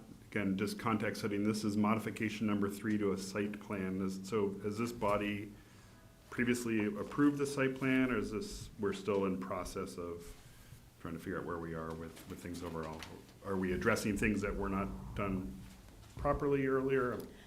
I'll explain that as Thank part you. of the staff report. Okay. So I guess we'll get a staff report. Any more questions from the board? Then we would like to invite staff comments at this time. Thank you, Madam Vice Chair. Again, this is Megan Fortson. I'm the planning technician. So the subject parcel is a 55-acre site, and it's the site of the Cheshire County Shooting Sports Education Foundation. And the site includes several different features related to the operation of the shooting club, including indoor and outdoor shooting ranges and a clubhouse. To address Mr. Haver's questions, the parcel has undergone site plan review previously. The initial major site plan application that came before the planning board was submitted in 2013 for the expansion of their recreational operation to include a 26,000 square foot indoor shooting range. This application was conditionally approved in February of 2014, but subsequently amended as part of another major site plan application that came before the board, which was modification number 1. That application expired, so they had a 2-year window in which to start work. That expired prior to the commencement of any work. So they filed a second modification, which was conditionally approved by the planning board in August 2020 for the construction of a 3,300 square foot indoor shooting range, and that construction was subsequently completed for the shooting range that Ms. Sargent showed on the plan. During site visits from January and November of 2022, city staff noted that there were several deviations on the site from the most recently approved modification, that second modification. So today they're here for a third modification of that original site plan to address many of the items that Ms. Sargent mentioned, including the engineered berm that wasn't shown on the plans, the installation of a new stormwater management system, the changes to the exterior finish materials for the clubhouse and indoor shooting range, and then including the trailer that's used as classroom space on the proposed conditions plan. In terms of regional impact, staff have made a preliminary determination that the proposal doesn't have any regional impact, but it will be up to the board members to make the final determination about that. In terms of the site development standards, for drainage, in the narrative and plans for the project, the applicant states that the stormwater level spreader is going to be relocated from the top of the slope to the west of the clubhouse and indoor range to the bottom of the slope. Any stormwater is then going to sheet flow to the proposed level spreader at the bottom of the slope.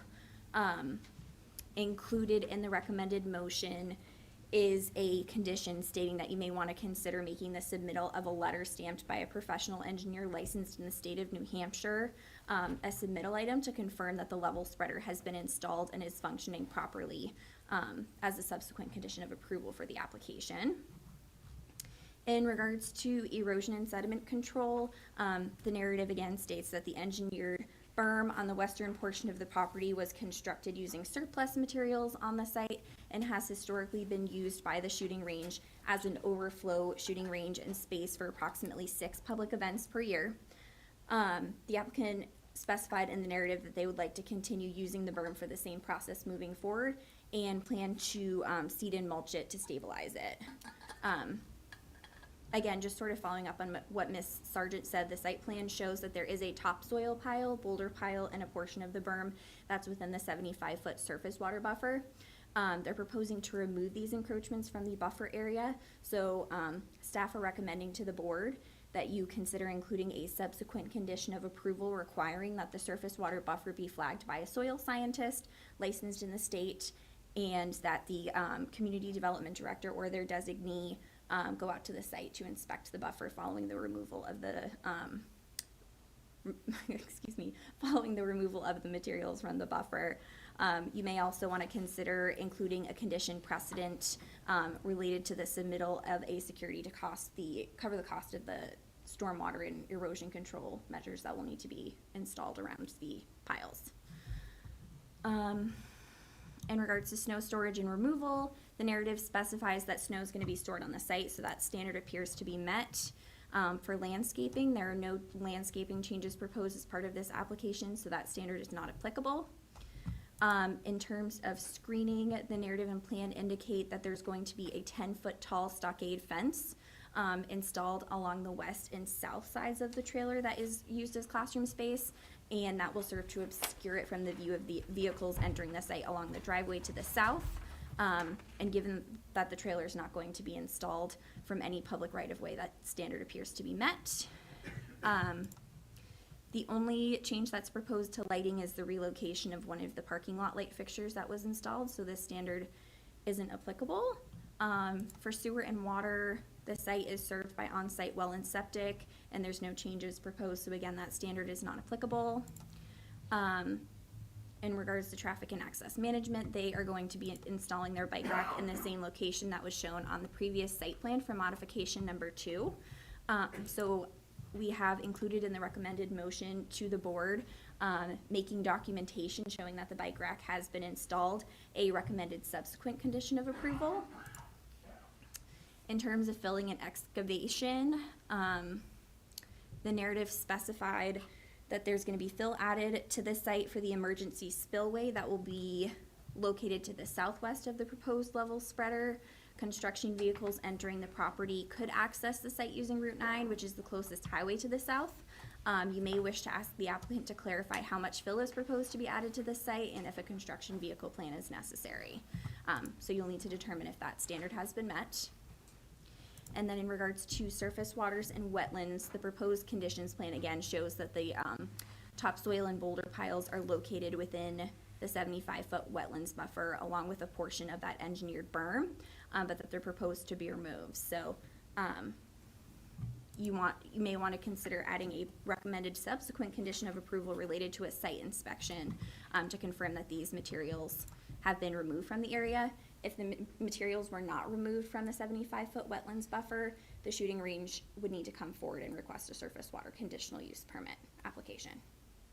In regards to hazardous and toxic materials, that standard does not appear to be applicable to this application.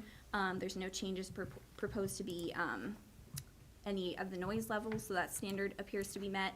And then in terms of architecture and visual appearance, as Mr. Busher stated, really the only change that was made was from a painted red concrete masonry unit exterior to tan horizontal siding. So that's up to the board to determine whether or not that meets your standards. And there was a recommended motion included in the staff report. I'm happy to answer any questions. Do board members have any questions for staff? Mr. Clancy? Thank you, Madam Vice Chair. I'm just looking at this timeline. So 2 years ago, well, over 2 years ago now, city staff noticed these issues. And then a year and 4 months ago, you started the process of enforcement. Could you go in a little bit more in depth about why it's been so long and what the last year and 4 months of enforcement have looked like? Sure, Mr. Clancy, I am happy to speak on it. Jesse's also been involved in the process, so I will let him jump in at any time as necessary. But basically, yeah, we had gone out in the winter time. I'm just gonna pull up that information on my computer now because we have a folder dedicated to it. Bear with me here for a moment. So we had first issued a notice of violation in December of 2022. And that was notifying the board president at the time, who was actually our plans examiner, that we had conducted site visits on November 16th and 17th of the property, and that we had noticed several deviations from the approved site plan, including the lack of a bike rack on the property, that there was no lighting installed on a location indicated on the approved plan, that the accessible parking space was added to the site but in a different location than was approved, and the space wasn't delineated properly. The drainage system required by the planning board had not been designed and installed as approved, and in the estimation of the city engineer couldn't function properly. The site plan didn't include the trailer located behind the clubhouse building, and that the large engineered berm was present on the property and was not included on the site plan. Following that initial letter, a second notice of violation was mailed in September of that year. I'll just take you through the timeline of violations, then we can talk a little bit about why that process can take a while. But yes, and hopefully I'm not skipping through any of our steps here.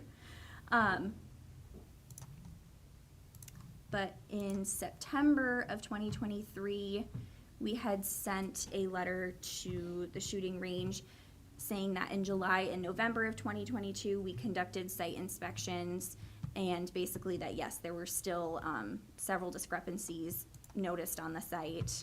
And we had requested then that they respond to us by October 6th of 2023 and let us know that they either planned on going to the March planning board meeting, or let's see, it was November 9th, where they were gonna rectify the issues on the site, I believe, at that point in time. We then received a response from, let's see. Mailed a lot of courtesy letters as well. I think we did a courtesy letter in November of last year saying that they either needed to bring the site into compliance by March 21st or they needed to submit an updated site plan application by November of last year. Enforcement's a slow process. Yes, thank you. It revolves a significant amount of going back and forth between city staff and the violator in an attempt to achieve compliance in the most effective manner possible. So at certain points, the applicant was just looking to make corrections to bring the site into conformance with the existing approval, and then for one reason or the other, that was not viable, and so through a period of back and forth, we bring you now to now, where the applicant is ready to make these changes, become back into a compliance with their site plan, and they can move forward with their business. Thank you. Madam Chair, may I speak for a second? Yes, please. There was a little back and forth between different directors at the shooting sports, and different consultants, so I think there's a little, took a while to get everybody, talking to the right person, so that was part of it.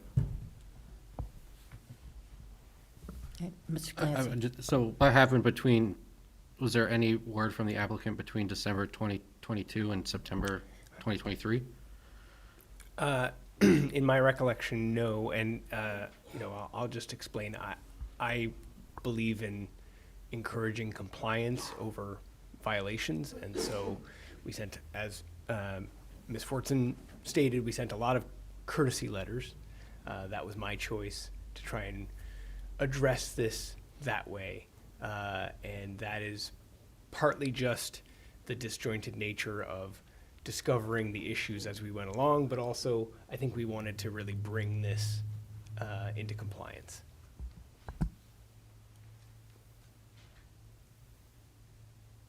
And if I may speak on behalf of the Cheshire County Shooting Sports Education Foundation,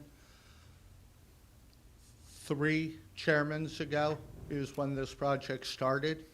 We don't have a full-time employee at all, and many of the letters from the city went to a past chair and unfortunately did not make it to my desk. So I've been working on this project since last fall, and unfortunately with winters here, a lot of the site work that we were looking to get answers on, we couldn't really address until we got a thaw. So in good faith, we're coming here tonight in order to fix the corrections and get back in compliance. So I'd like to thank the city and the board for your patience and for giving us the time to actually come up with a plan. Thank you. Thank you. Any further questions from the board?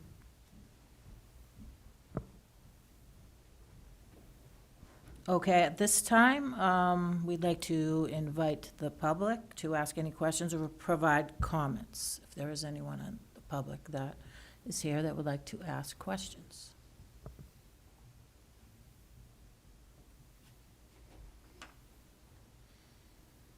Okay, seeing none. Any more deliberation from the board?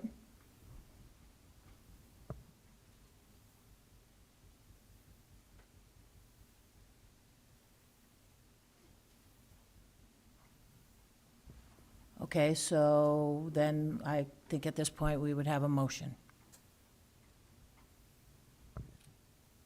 Not sure who would want to lead the motion at this point. I don't know if I can. Would you like to, Mr. Clancy? Yeah, I have the staff motion in front of me. I can do it.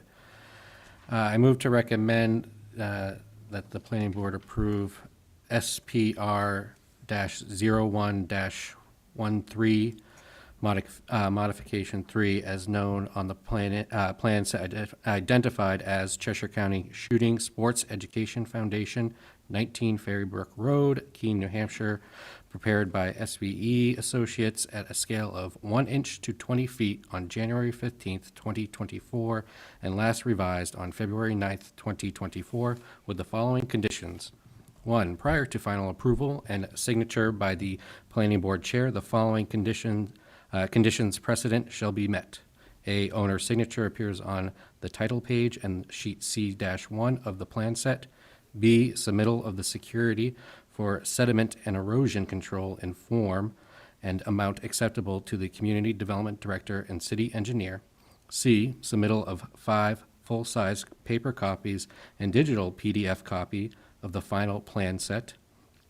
2, subsequent to final approval and signature by the planning board chair, the following conditions subsequent shall be met. A, prior to the commencement of site work, the community development department shall be notified when all erosion control measures are installed, and the community development director or their designee shall inspect the erosion control measures to ensure compliance with the site plan and all City of Keene regulations.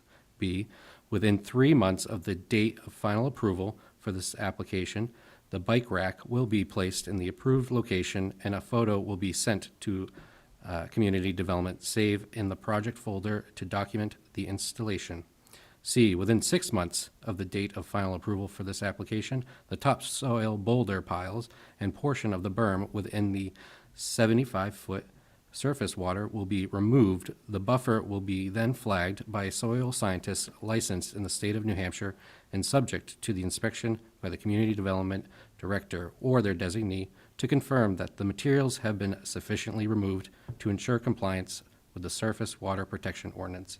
And D, within 3 months of the installation of the level spreader and other stormwater management mechanisms, a letter stamped by professional engineer licensed in the state of New Hampshire shall be submitted to the Community Development Director stating that the stormwater management systems were installed and function appropriately. Is that the correct one? Is there a second? Second. Thank you. Are there any discussions or edits? Madam Chair, if I may, you also want to probably have a discussion about development of regional impact as well. Is there any regional impact on this project? Sorry, I'm going to interrupt here. You're in the middle of a motion, so you got to get through this, yes. and then we'll just do a regional impact at the end. Sorry about that.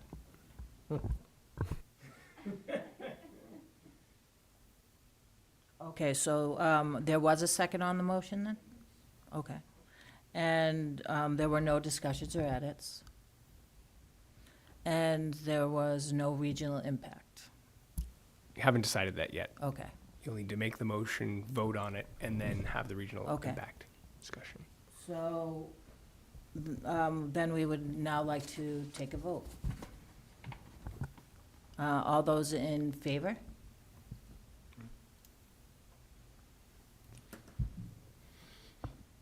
And at this point, would anyone say there was any regional impact? I believe there is no regional impact on this project. There's no regional impact on this project, okay? You do need to move, second, and vote on that, too.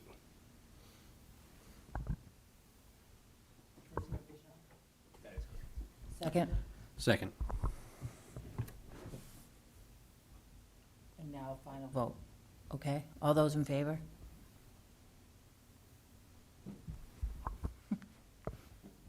Okay, approved. Thank you. Thank you.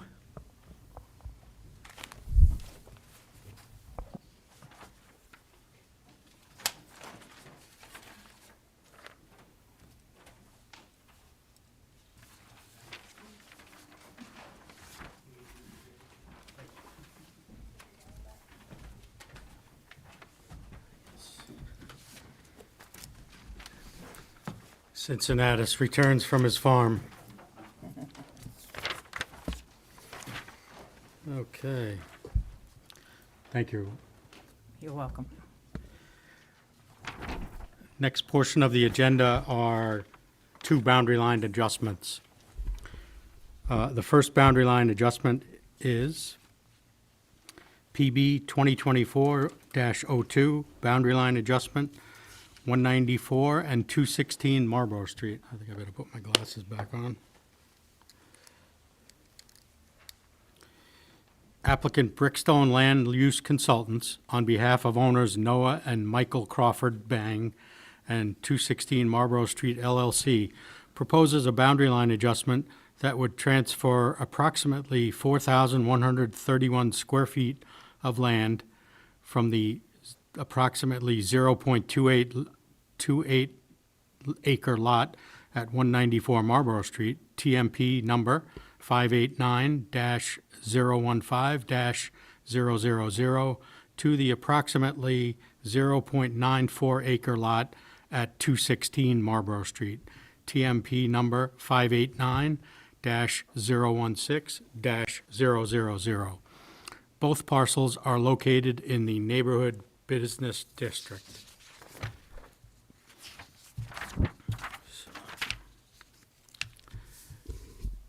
Does staff have a recommendation for the completeness of the application?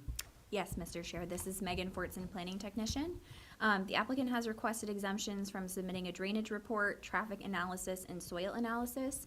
Staff had determined that the requested exemptions would have no bearing on the merits of the application and recommend that the board accept the application as complete. Thank you. At this time, I'll ask for a motion to accept the application as complete. Move to issue final approval. Nope. Oh, sorry. Just application is Oh, okay, complete. sorry. We would just like to move to find the application complete. Thank you. May I have a second? And second that. Mr. Cost, thank you. Any discussion? Okay. All in favor of accepting the application as complete? Any opposed? Application is accepted as complete. Mr. Fippard? Thank you, Mr. Chairman. Jim Fippard. I'm here on behalf of 216 Marlborough Street LLC and the owners of a duplex at 194 Marlborough Street, Noah and Michael Bang. The two properties are adjacent. They're on the north side of Marlborough Street. Beaver Brook is here on the right-hand side of the page. Marlborough Street is here. They both lie in the neighborhood business district. They're both existing non-conforming lots for different reasons. But we're proposing a simple boundary line adjustment, which is going to take the rear portion of 194 and add it to 216 Marlborough Street. No new nonconformities would be created. So the existing nonconformities, the existing house is within the front setback on the residential lot. Detached garage in the back is also within the side setback. But otherwise, this lot is a conforming lot. It meets the legal requirements for frontage and for lot size. The removal of a little over 4,000 square feet of land, adding it to 216 Marlborough Street, leaves an 8,000 square foot lot at 194, which meets the minimum lot size requirement. 216 Marlborough Street is another non-conforming lot for a couple different reasons. The existing pavement, which has been there for decades, now encroaches into the wetland setback area. Also, at some point, a little strip of asphalt was added at the rear of the property that, when you figured the lot coverage, it was over by 0.3%. So we've had several discussions with city staff about when that was added. Nobody knows for sure. The paver says it was an existing paved area that had been covered with gravel. All he did was uncover the gravel, and then he resurfaced it when he resurfaced the parking lot. Either way, the owner decided he wants his lot to conform as much as possible, so he removed a little over 800 square feet of that pavement. So that encroachment no longer exists. His lot coverage drops back under 65%, which meets the zoning requirement for lot coverage. The addition of this land area improves that situation, so now it drops down to, I think, 58% lot coverage. So it's well in compliance. Obviously, it has enough frontage. There's no question about the pavement in the Beaver Brook side of the property. I mean, when I was a little kid, there was a car dealership here back in the 50s. So that pavement's been there a long, long time. And like I said, no new nonconformities are created. Very simple, very straightforward boundary line adjustment, and I hope you'll approve it. Thank you. Do board members have questions for the applicant?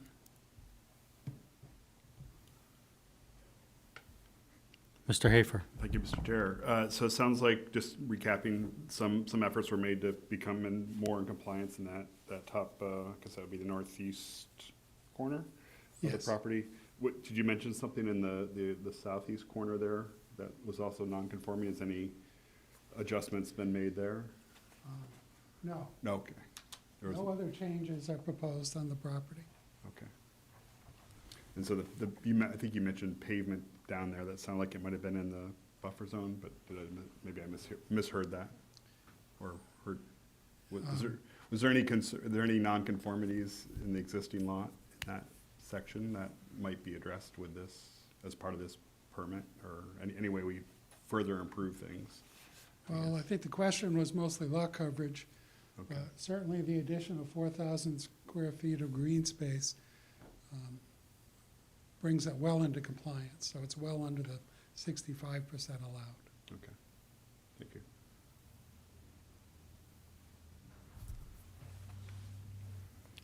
Additional questions?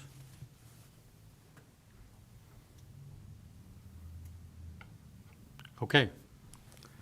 Thank you, Mr. Frippard. Thank you. At this time, I'd like to ask for the staff comments on this application. Thank you, Mr. Chair. I will be taking you on this lovely journey again tonight. So, as Mr. Fippard stated, the subject parcels are located in southeast Keene on the northern side of Marlborough Street. There are residential uses that abut the parcels to the north, northwest, and southwest, and then commercial uses that lie adjacent to the south, the east, and then the northeast. Beaverbrook is located directly to the east, and it forms the eastern property boundary for 216 Marlborough Street. Both parcels are located in the neighborhood business district, which requires a minimum lot size of 8,000 square feet and a maximum impervious surface coverage of 65%. The Bergeron Mechanical parcel at 216 Marlborough Street is currently at 66% lot coverage on the site, so the purpose of this boundary line adjustment is to adjust the common lot line between the parcels and to transfer a little over 4,000 square feet of land from the northern portion of 194 Marlborough Street to 216 Marlborough Street. In order to bring the property at 216 Marlborough Street into compliance with the impervious surface requirements of the zoning district. In addition to this, 810 square feet of pavement are going to be removed from the northeastern portion of the 216 Marlborough Street site, just adjacent to Beaverbrook. Both of these adjustments are going to reduce the lot coverage on the Bergeron Mechanical site to a maximum of 58% lot coverage. So there were two sections of the Land Development Code that are applicable to this proposal. First, I'm going to go through the subdivision regulations. The first section of the subdivision regulations addresses lots. And again, just to kind of breeze through this, as Mr. Fippard stated, 194 Marlborough Street is technically out of compliance with zoning due to the presence of the single-family home within the 5 to 10-foot front setback that's required in the neighborhood business district. Staff consider this to be an existing nonconformity that will not be altered as part of this application. The parcel at 216 Marlborough Street, as I stated, has a total of 66% lot coverage, which is 1% over the allowed maximum lot coverage in neighborhood business. The proposed lot line adjustment and the removal of the pavement is going to bring the lot into compliance with this zoning requirement, so that standard appears to be met. In terms of the character of land, both parcels are existing developed properties, one with an existing house and a detached garage, that's 194 Marlborough Street, and then one with an existing building with paved parking, and that's Bergeron Mechanical at 216 Marlborough Street. The eastern portion of the parcel at 216 is within the floodway as well as the 100-year flood zone. No new development is proposed as part of this application.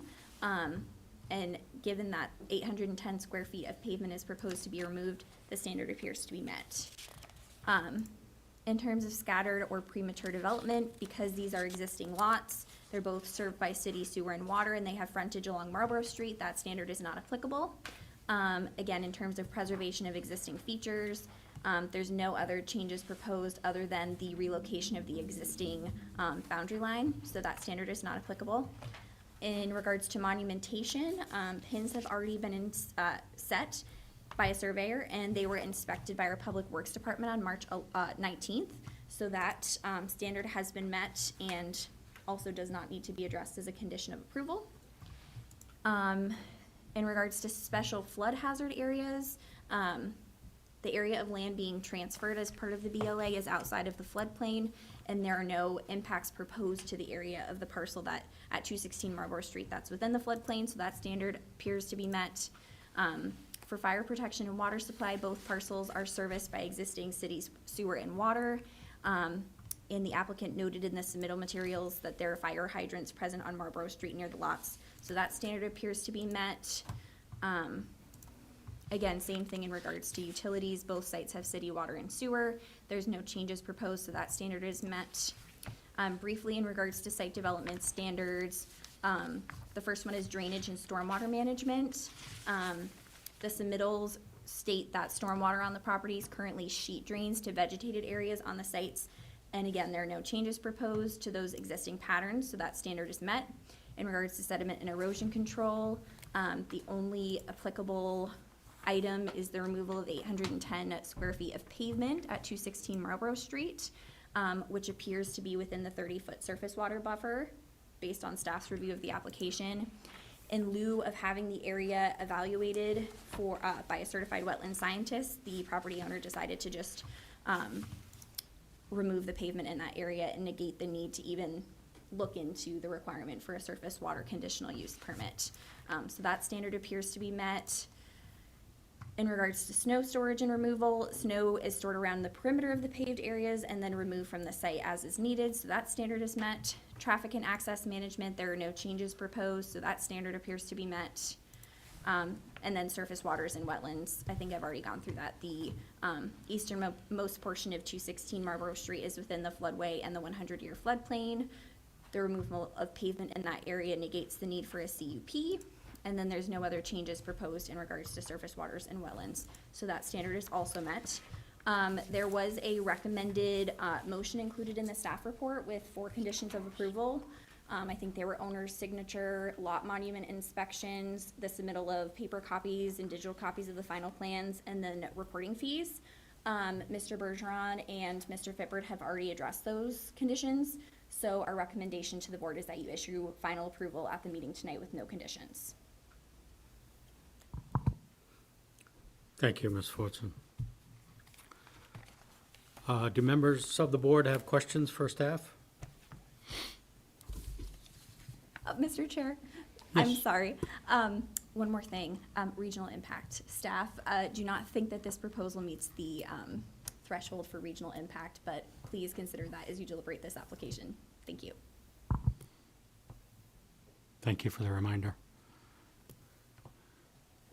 I guess we can talk, but I wasn't sure we nearly needed to vote on that each time, but I think we've just accepted it as good practice as a to Voting cover on it? ourselves. I don't think you necessarily need, well, I'll let Mr. Rounds. Mr. Rounds? I think it would be good practice to vote on it. My recollection was, yes, we required you vote on it. But Evan, our resident rules follower, is going to tell us. There's a recent Supreme Court, state Supreme Court decision that basically said if the board doesn't make a determination of regional impact, it could render a decision void ab initio. So by including that in the staff report and reminding the board to basically have somebody say that this does not meet the threshold of regional impact, it protects applicants and board decisions from potential challenges down the road.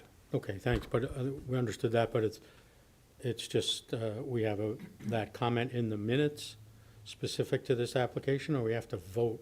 You don't have to vote, it just needs to be part of the deliberation. Thank you, that's what I thought. Thank you. Great. I think I already asked. Any questions for staff, other than mine? Good. Okay. I will note this not a public hearing, but if anyone is here to speak about this, please raise your hand. Seeing none, okay.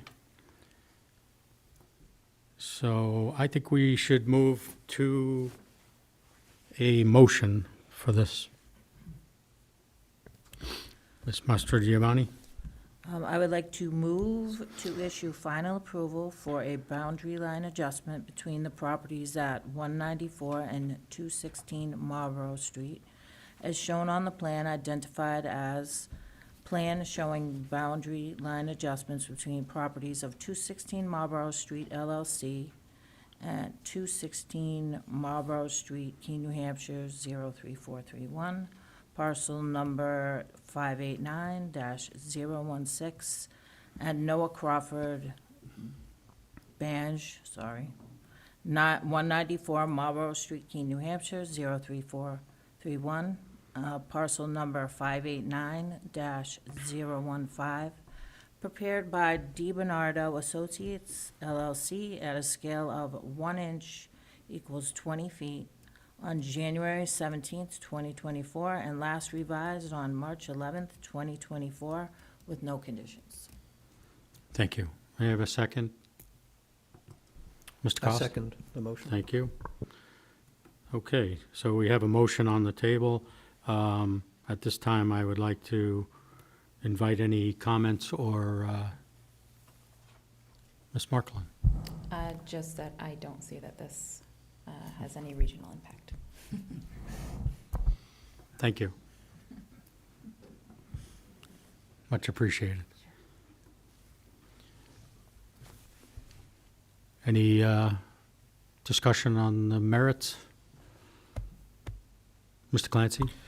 I concur with the regional impact not being a thing here. I also always appreciate Mr. Fippert's presentations, and I'm totally fine with all those conditions being met, with it being a final vote instead of going through the process, the full Thank you. process. I appreciate you putting that on the record.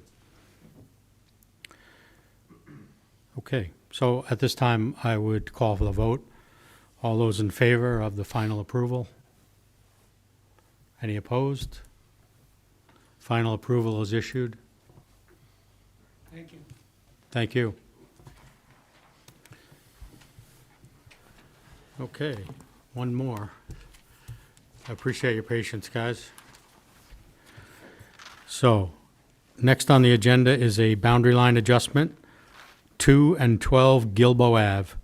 Applicant Huntley Survey and Design PLLC, on behalf of owner, the city of Keene, proposes a boundary line adjustment that would result in the transfer of approximately 216 square feet of land from the city-owned right-of-way known as 12 Gilbo Ave, TMP number 575-014-000, to the approximately 1,204 square foot parcel at 2 Gilbo Ave, TMP number 575-013-000, and transfer approximately 434 square feet of land to the Main Street and Gilbo Ave public right-of-way. All land is located in the downtown core district. At this time, yes, I'd like to recognize Ms. Mastrogiovanni. I would just like to recuse myself on this particular matter. Thank you. And unfortunately, you're going to have to go hide in the audience. It's not so bad. All right. Does staff have a recommendation for completeness of the application? Thank you, Mr. Chair. The applicant has requested exemptions from submitting a drainage report, traffic analysis, soil analysis, and a survey showing the meets of all subject properties. Staff have determined that the requested exemptions would have no bearing on the merits of the application and recommend that the board accept the application as complete. Thank you. May I ask for a motion to accept the application as complete? I lost my vice chair, so someone else has got to step up. Ms. Marklin? So moved. Thank you. Second? Second. Thank you, Mr. Engel. Any discussion? All right. Let's call the vote. All those in favor of accepting the motion to accept the application as complete? Any opposed? Application is considered complete. Thank you. Thanks for your patience. I'll invite you guys to tell us your story here. You're getting paid. I'm Russ Huntley from Huntley Survey and Design. Originally, Roberta Mastrogiovanni had hired me to survey her property at the Corners on the corner of Main Street and Gilbo Ave, and the land beneath it and around it, so she could enter into some negotiations with the city. She would, so she could perhaps purchase the land beneath. So to give you a little bit of a background, all the land, north, south, and west, this blue part the parcel we're talking about was at one time owned by the B&M Railroad. In the mid-1930s and forward, they started dispensing all their properties. And in 1958, they sold a fairly significant sized parcel which goes under Gilbo Avenue and down the street, includes some of St. James Street and that parking lot to the city of Keene. It didn't include this blue area. 1961, then they turned around and for some reason decided that they didn't want that area either, so they sold that to the city of Keene. In 1984, the city of Keene sold the building, which is outlining here, to one of Roberta's predecessors. The building is the Corner News. And then in 1987, B&M also sold the same thing. I guess they wanted to make sure they didn't have any rights in the same building. So now what we have is a building parked on a parcel owned by the city of Keene. And so the idea of this whole proposal would be that Roberta could buy the land beneath her building and a little bit behind. I'll show you. Loud enough? Yeah. So that Roberta could buy the land underneath her building and the land in the fenced-in area behind the building. And the city could then just add the rest of this area to the public way. Now, in talking with Don at the city, what we've discovered is that this land behind the Corner News building was part of the Gilbo Ave layout, but it also, we think the whole thing is actually part of it. So what we're really trying to do is just sell this, redesign this area here so that the blue part can then be sold to Roberta and she can actually own the land that her building is on. The challenge for me, I guess, has been on this whole project is try to convey this information on a plan because there's so many layers. But it's actually a pretty simple boundary line adjustment when it comes down to it. We're in the downtown core, so there are no dimensional setbacks, no frontage requirements, and actually the whole lot is on frontage if you thought about it. No setbacks, nothing. So it's really very simple. I'd entertain any questions, or maybe Don would like to say something, or? Thank you. Don Lucio, city engineer. Not too much to add to Russ's presentation, but just to tune it up a little bit. Yeah, what we're trying to accomplish is really quite simple. We want to add the land to the building and make that one parcel again. But the history of this site is a long and winding road. That said,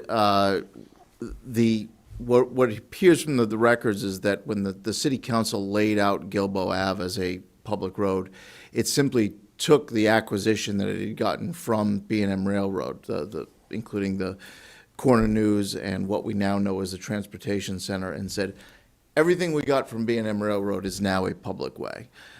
So the land actually under the buildings is part of the highway by definition. The follow-up step to its boundary line adjustment is going to be a city council process to update the actual defined public highway to be just the land outside those buildings, and not including the transportation center and Corner News.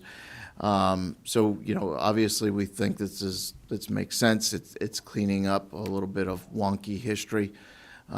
We don't think it's a regional impact, by the way. And we think it's, you know, in everyone's best interest to move forward. Thank you. Questions for the applicant? Mr. Clancy? Thank you, Mr. Chair. Just out of curiosity, is this the only site in the city that's got this confusion around it, or the Probably not. This is probably the worst that I've seen since I started with the city 8 years ago in terms of just being a tangled web to figure out. But there are other parcels where the acquisition history and how we came about acquiring it, and whether we acquired the actual ownership of the land or just an easement to use it, gets pretty complicated. And it seems like most of them revolve around the railroad land. The railroad land left kind of some weird situations. Mr. Cost? Yeah, I mean, it makes sense. I'm just trying to, between the transit center and the news building, there's all that space, and you mentioned some of that goes to this? Yes, To the land transfer, but there's still land then left between that's still public? Yes. So the land that's going to the corner news is just what's already enclosed in a chain link fence. Okay. Then there's a concrete pad behind that, and the transportation center actually sits a little bit further back. This doesn't show on the plan. So I'm just looking at this fence with green stuff on it, and that fence is it? That's the Yes. land that's Okay. being transferred. Thank you.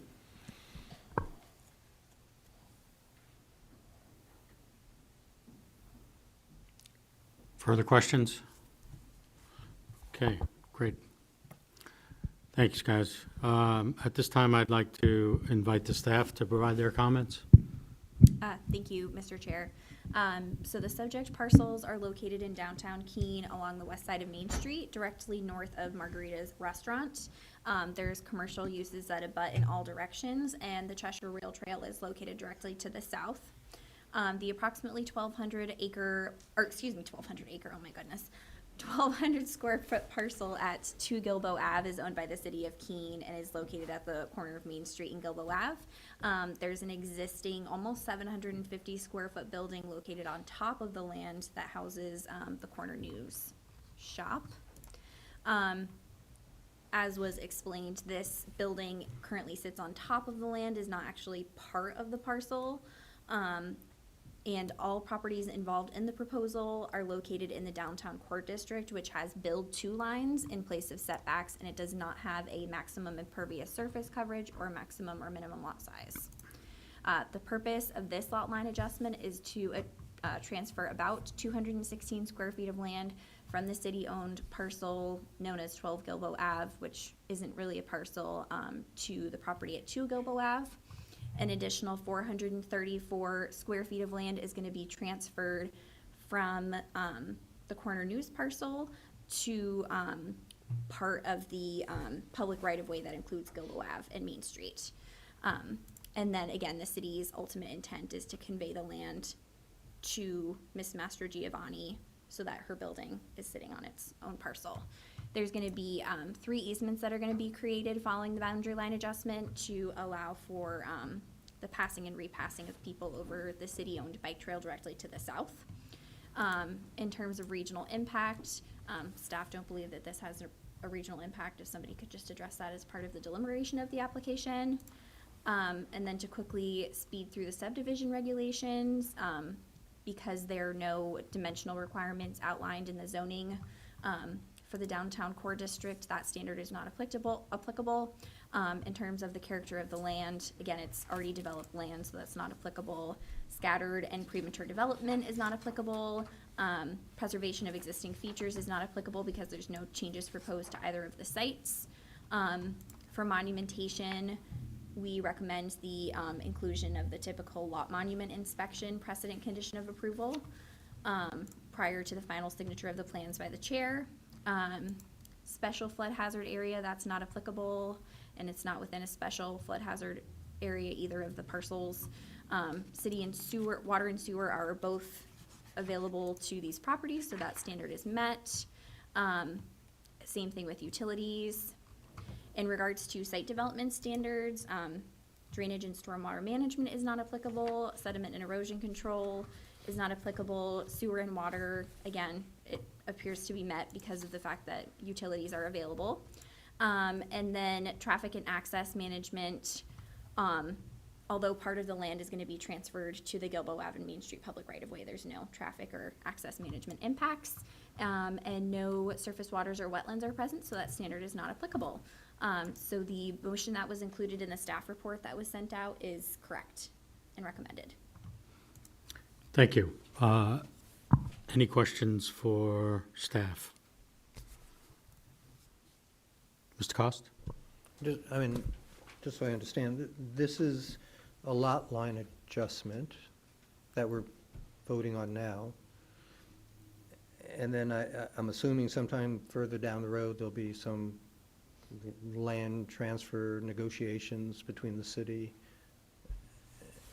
Right, we're not, that's not, this is, The planning board is just strictly deliberating the lot line Okay. adjustment. The purchase and sale of the land, is between the city. that's a whole nother thing that we're not concerned about. We just, but to make that happen, you have to do this. Okay, thank you.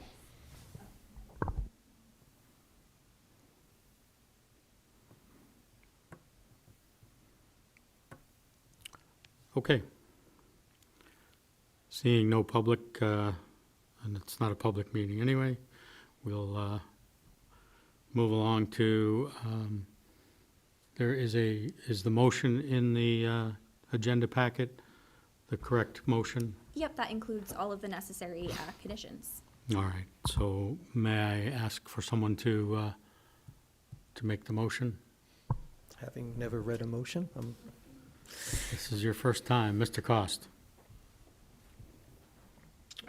I move to approve PB 2024-03 for a boundary line adjustment between the properties at 2 and 12 Gilboa Avenue and the public right-of-way, as shown on the plan identified as proposed conditions boundary line adjustment prepared by Huntley Survey and Design, PLLC, at a scale of 1 inch equals 5 feet on February 15th, 2024, with the following conditions. 1, prior to final approval and signature by the Planning Board Chair, the following conditions precedent shall be met.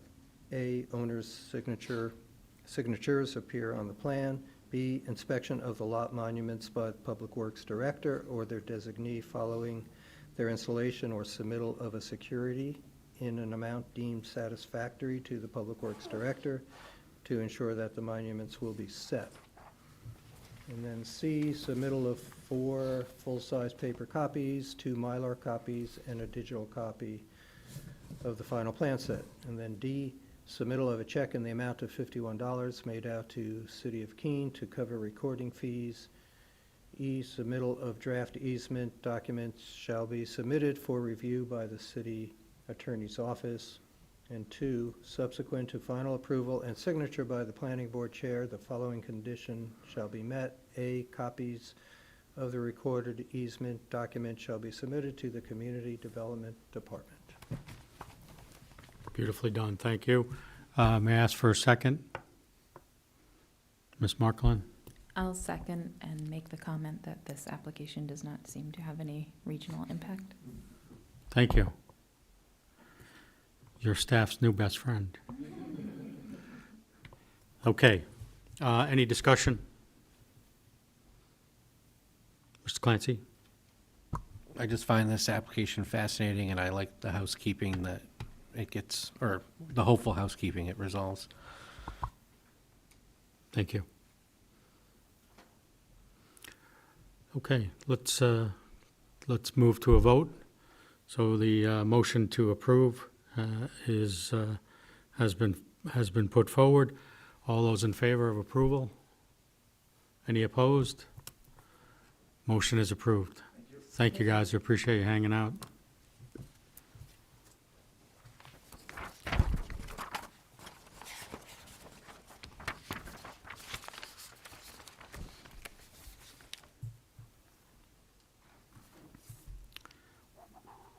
Okay, just a couple more housekeeping things.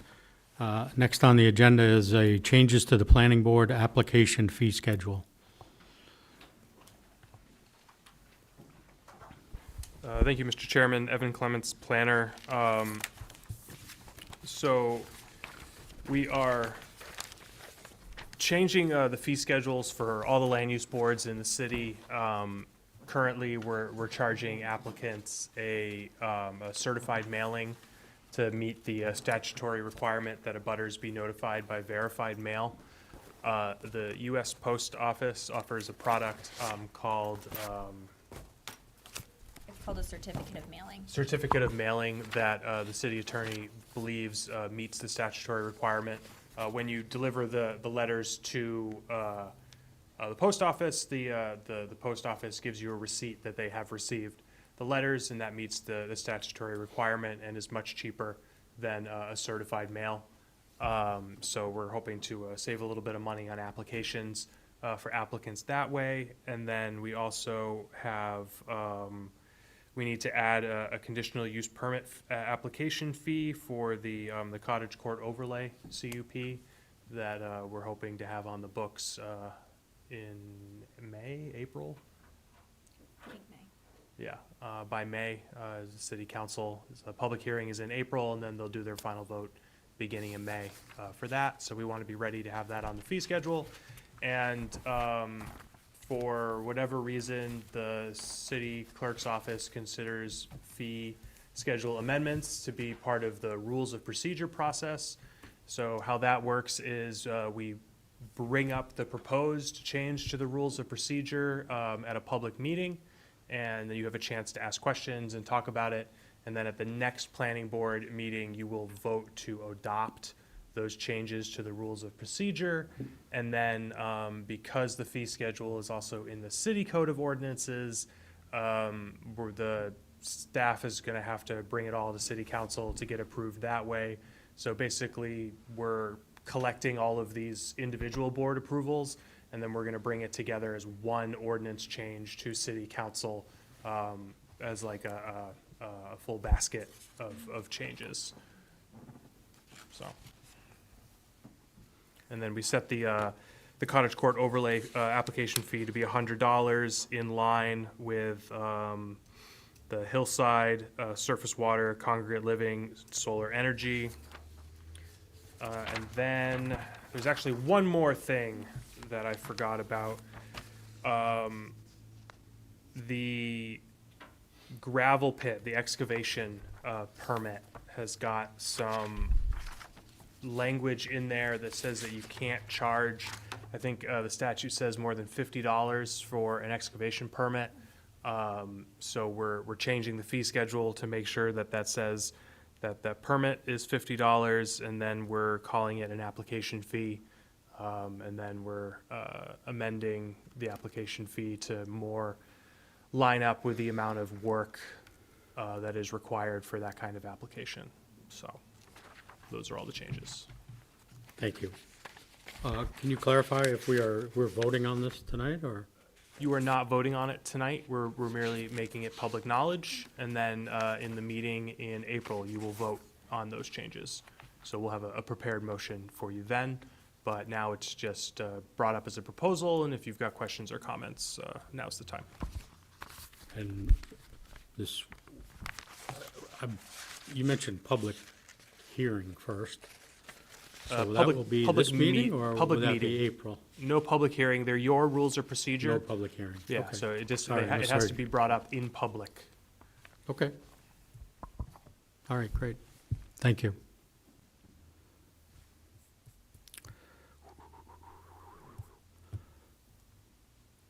Ready to move on? Okay. Just a couple more things. Master plan update.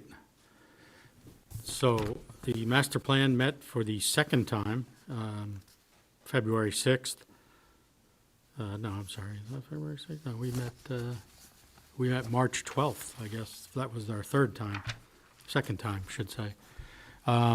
So the primary consultant, Future IQ, was here in person, and they laid out a several stage project plan, basically sort of a Gantt chart by month of the major project deliverables and what month those would happen. As I look at it now, well, basically the stake in the ground is June, July of 2025 to be completed with the plan. As I look at it now, they're probably a little behind already on that, but, because it has community survey number 1, February, March. I don't know. Has that started? I don't think it has. We've started the initial design of the. The design, Community okay. survey, so All right. it'll probably be coming out late, or Very- mid-April, I believe. Yeah, very early. We had a chance to work on it a bit with the consultant, and then we're hoping to release it right after the April meeting, once we've come up with a name for the project. Okay, good. Projects like this usually run a little late or over budget. Hopefully we'll stay under budget and run just a little late. But it's good. The next big things up are, we're identifying roughly 100, I'll use that number, of key stakeholders in the community for the consultants to interview and kind of get a first look at what's important. And then there'll be plenty of opportunities for more general population interviews and workshops. So let's keep an eye out for that schedule. They'll be coming before too long. And other than that, Mr. yeah. Chair, can I just ask a quick? Yeah, of course. Since these meetings aren't recorded, is there a way that we could get draft minutes before planning board meetings, if that's possible? It's a good question. We're taking minutes? We are taking minutes, and I don't see why we couldn't release. It all depends on how quickly I get my minutes reviewed and get them returned, but I don't see why we couldn't include them. I'll be happy to review them. That might be the most efficient way to do it. Right, fair enough. Okay. Yeah, excellent point. We'll endeavor to get that done. But the first couple meetings, there's mostly more about like who's on the steering committee and who the consultant is, and that kind of jazz. But this project plan would probably be useful for you if it's included. Yeah.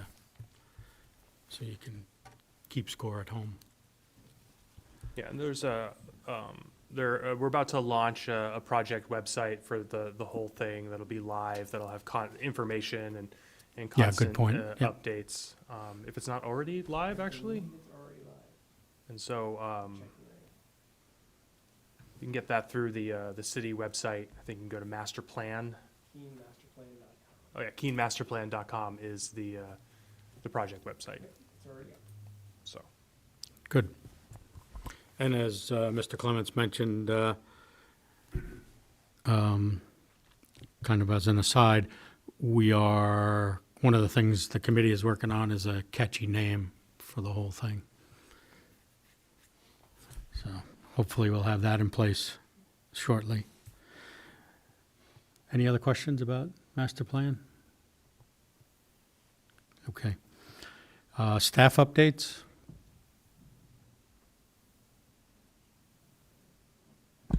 I think we're good.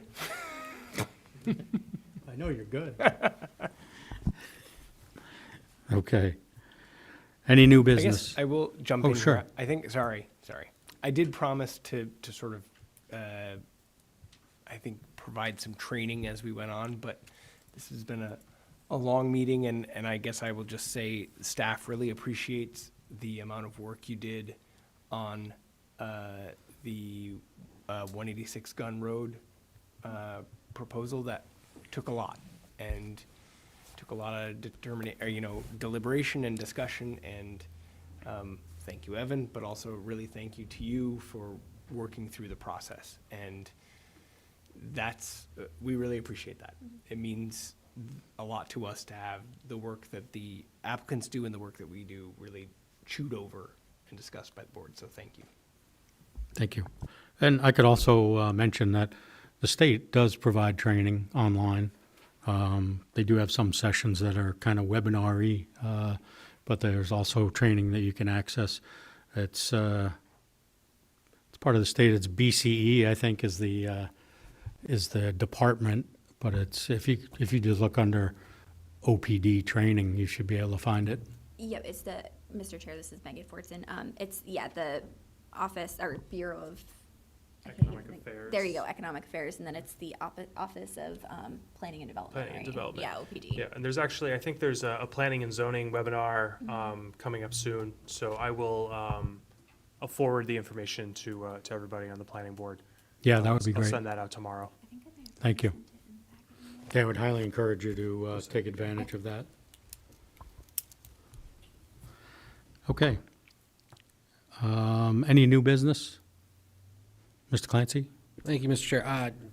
I just have a request that city staff might be able to provide an answer for. I know we make light of the regional impact, but are other communities around us doing this, or are we getting information from them on something that could impact Keene? Because since we are the county seat, I feel like there might be projects going on that we're not getting, that might impact us, that we're not getting notice of.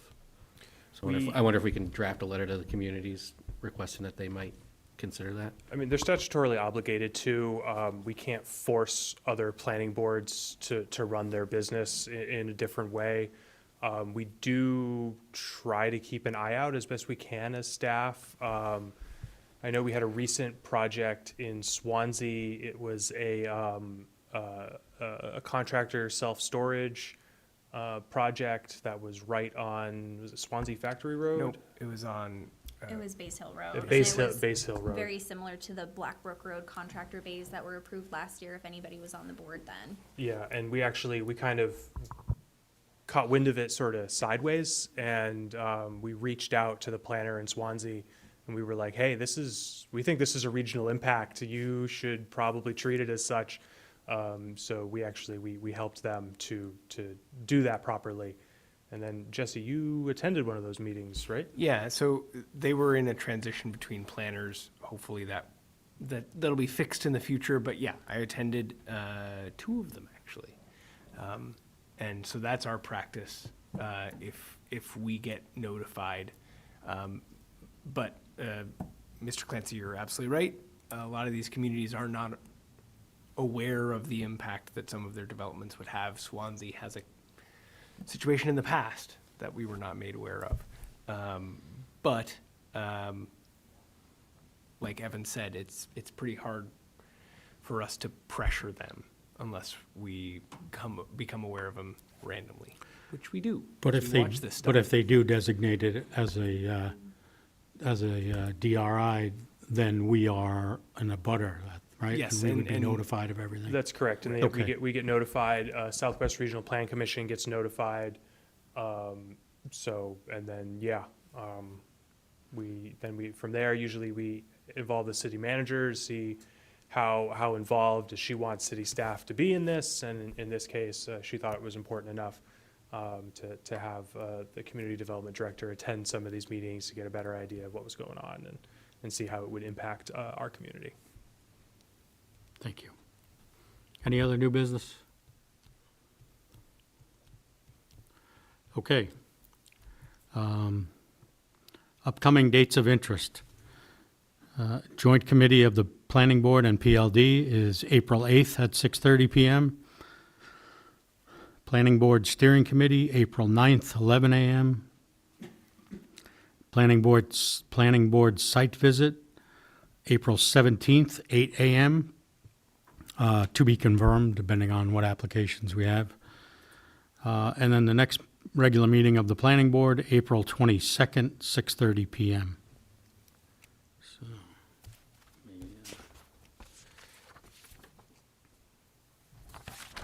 I guess at that time. So, at this point, I will adjourn this meeting at 9:04 PM. Thanks, everyone.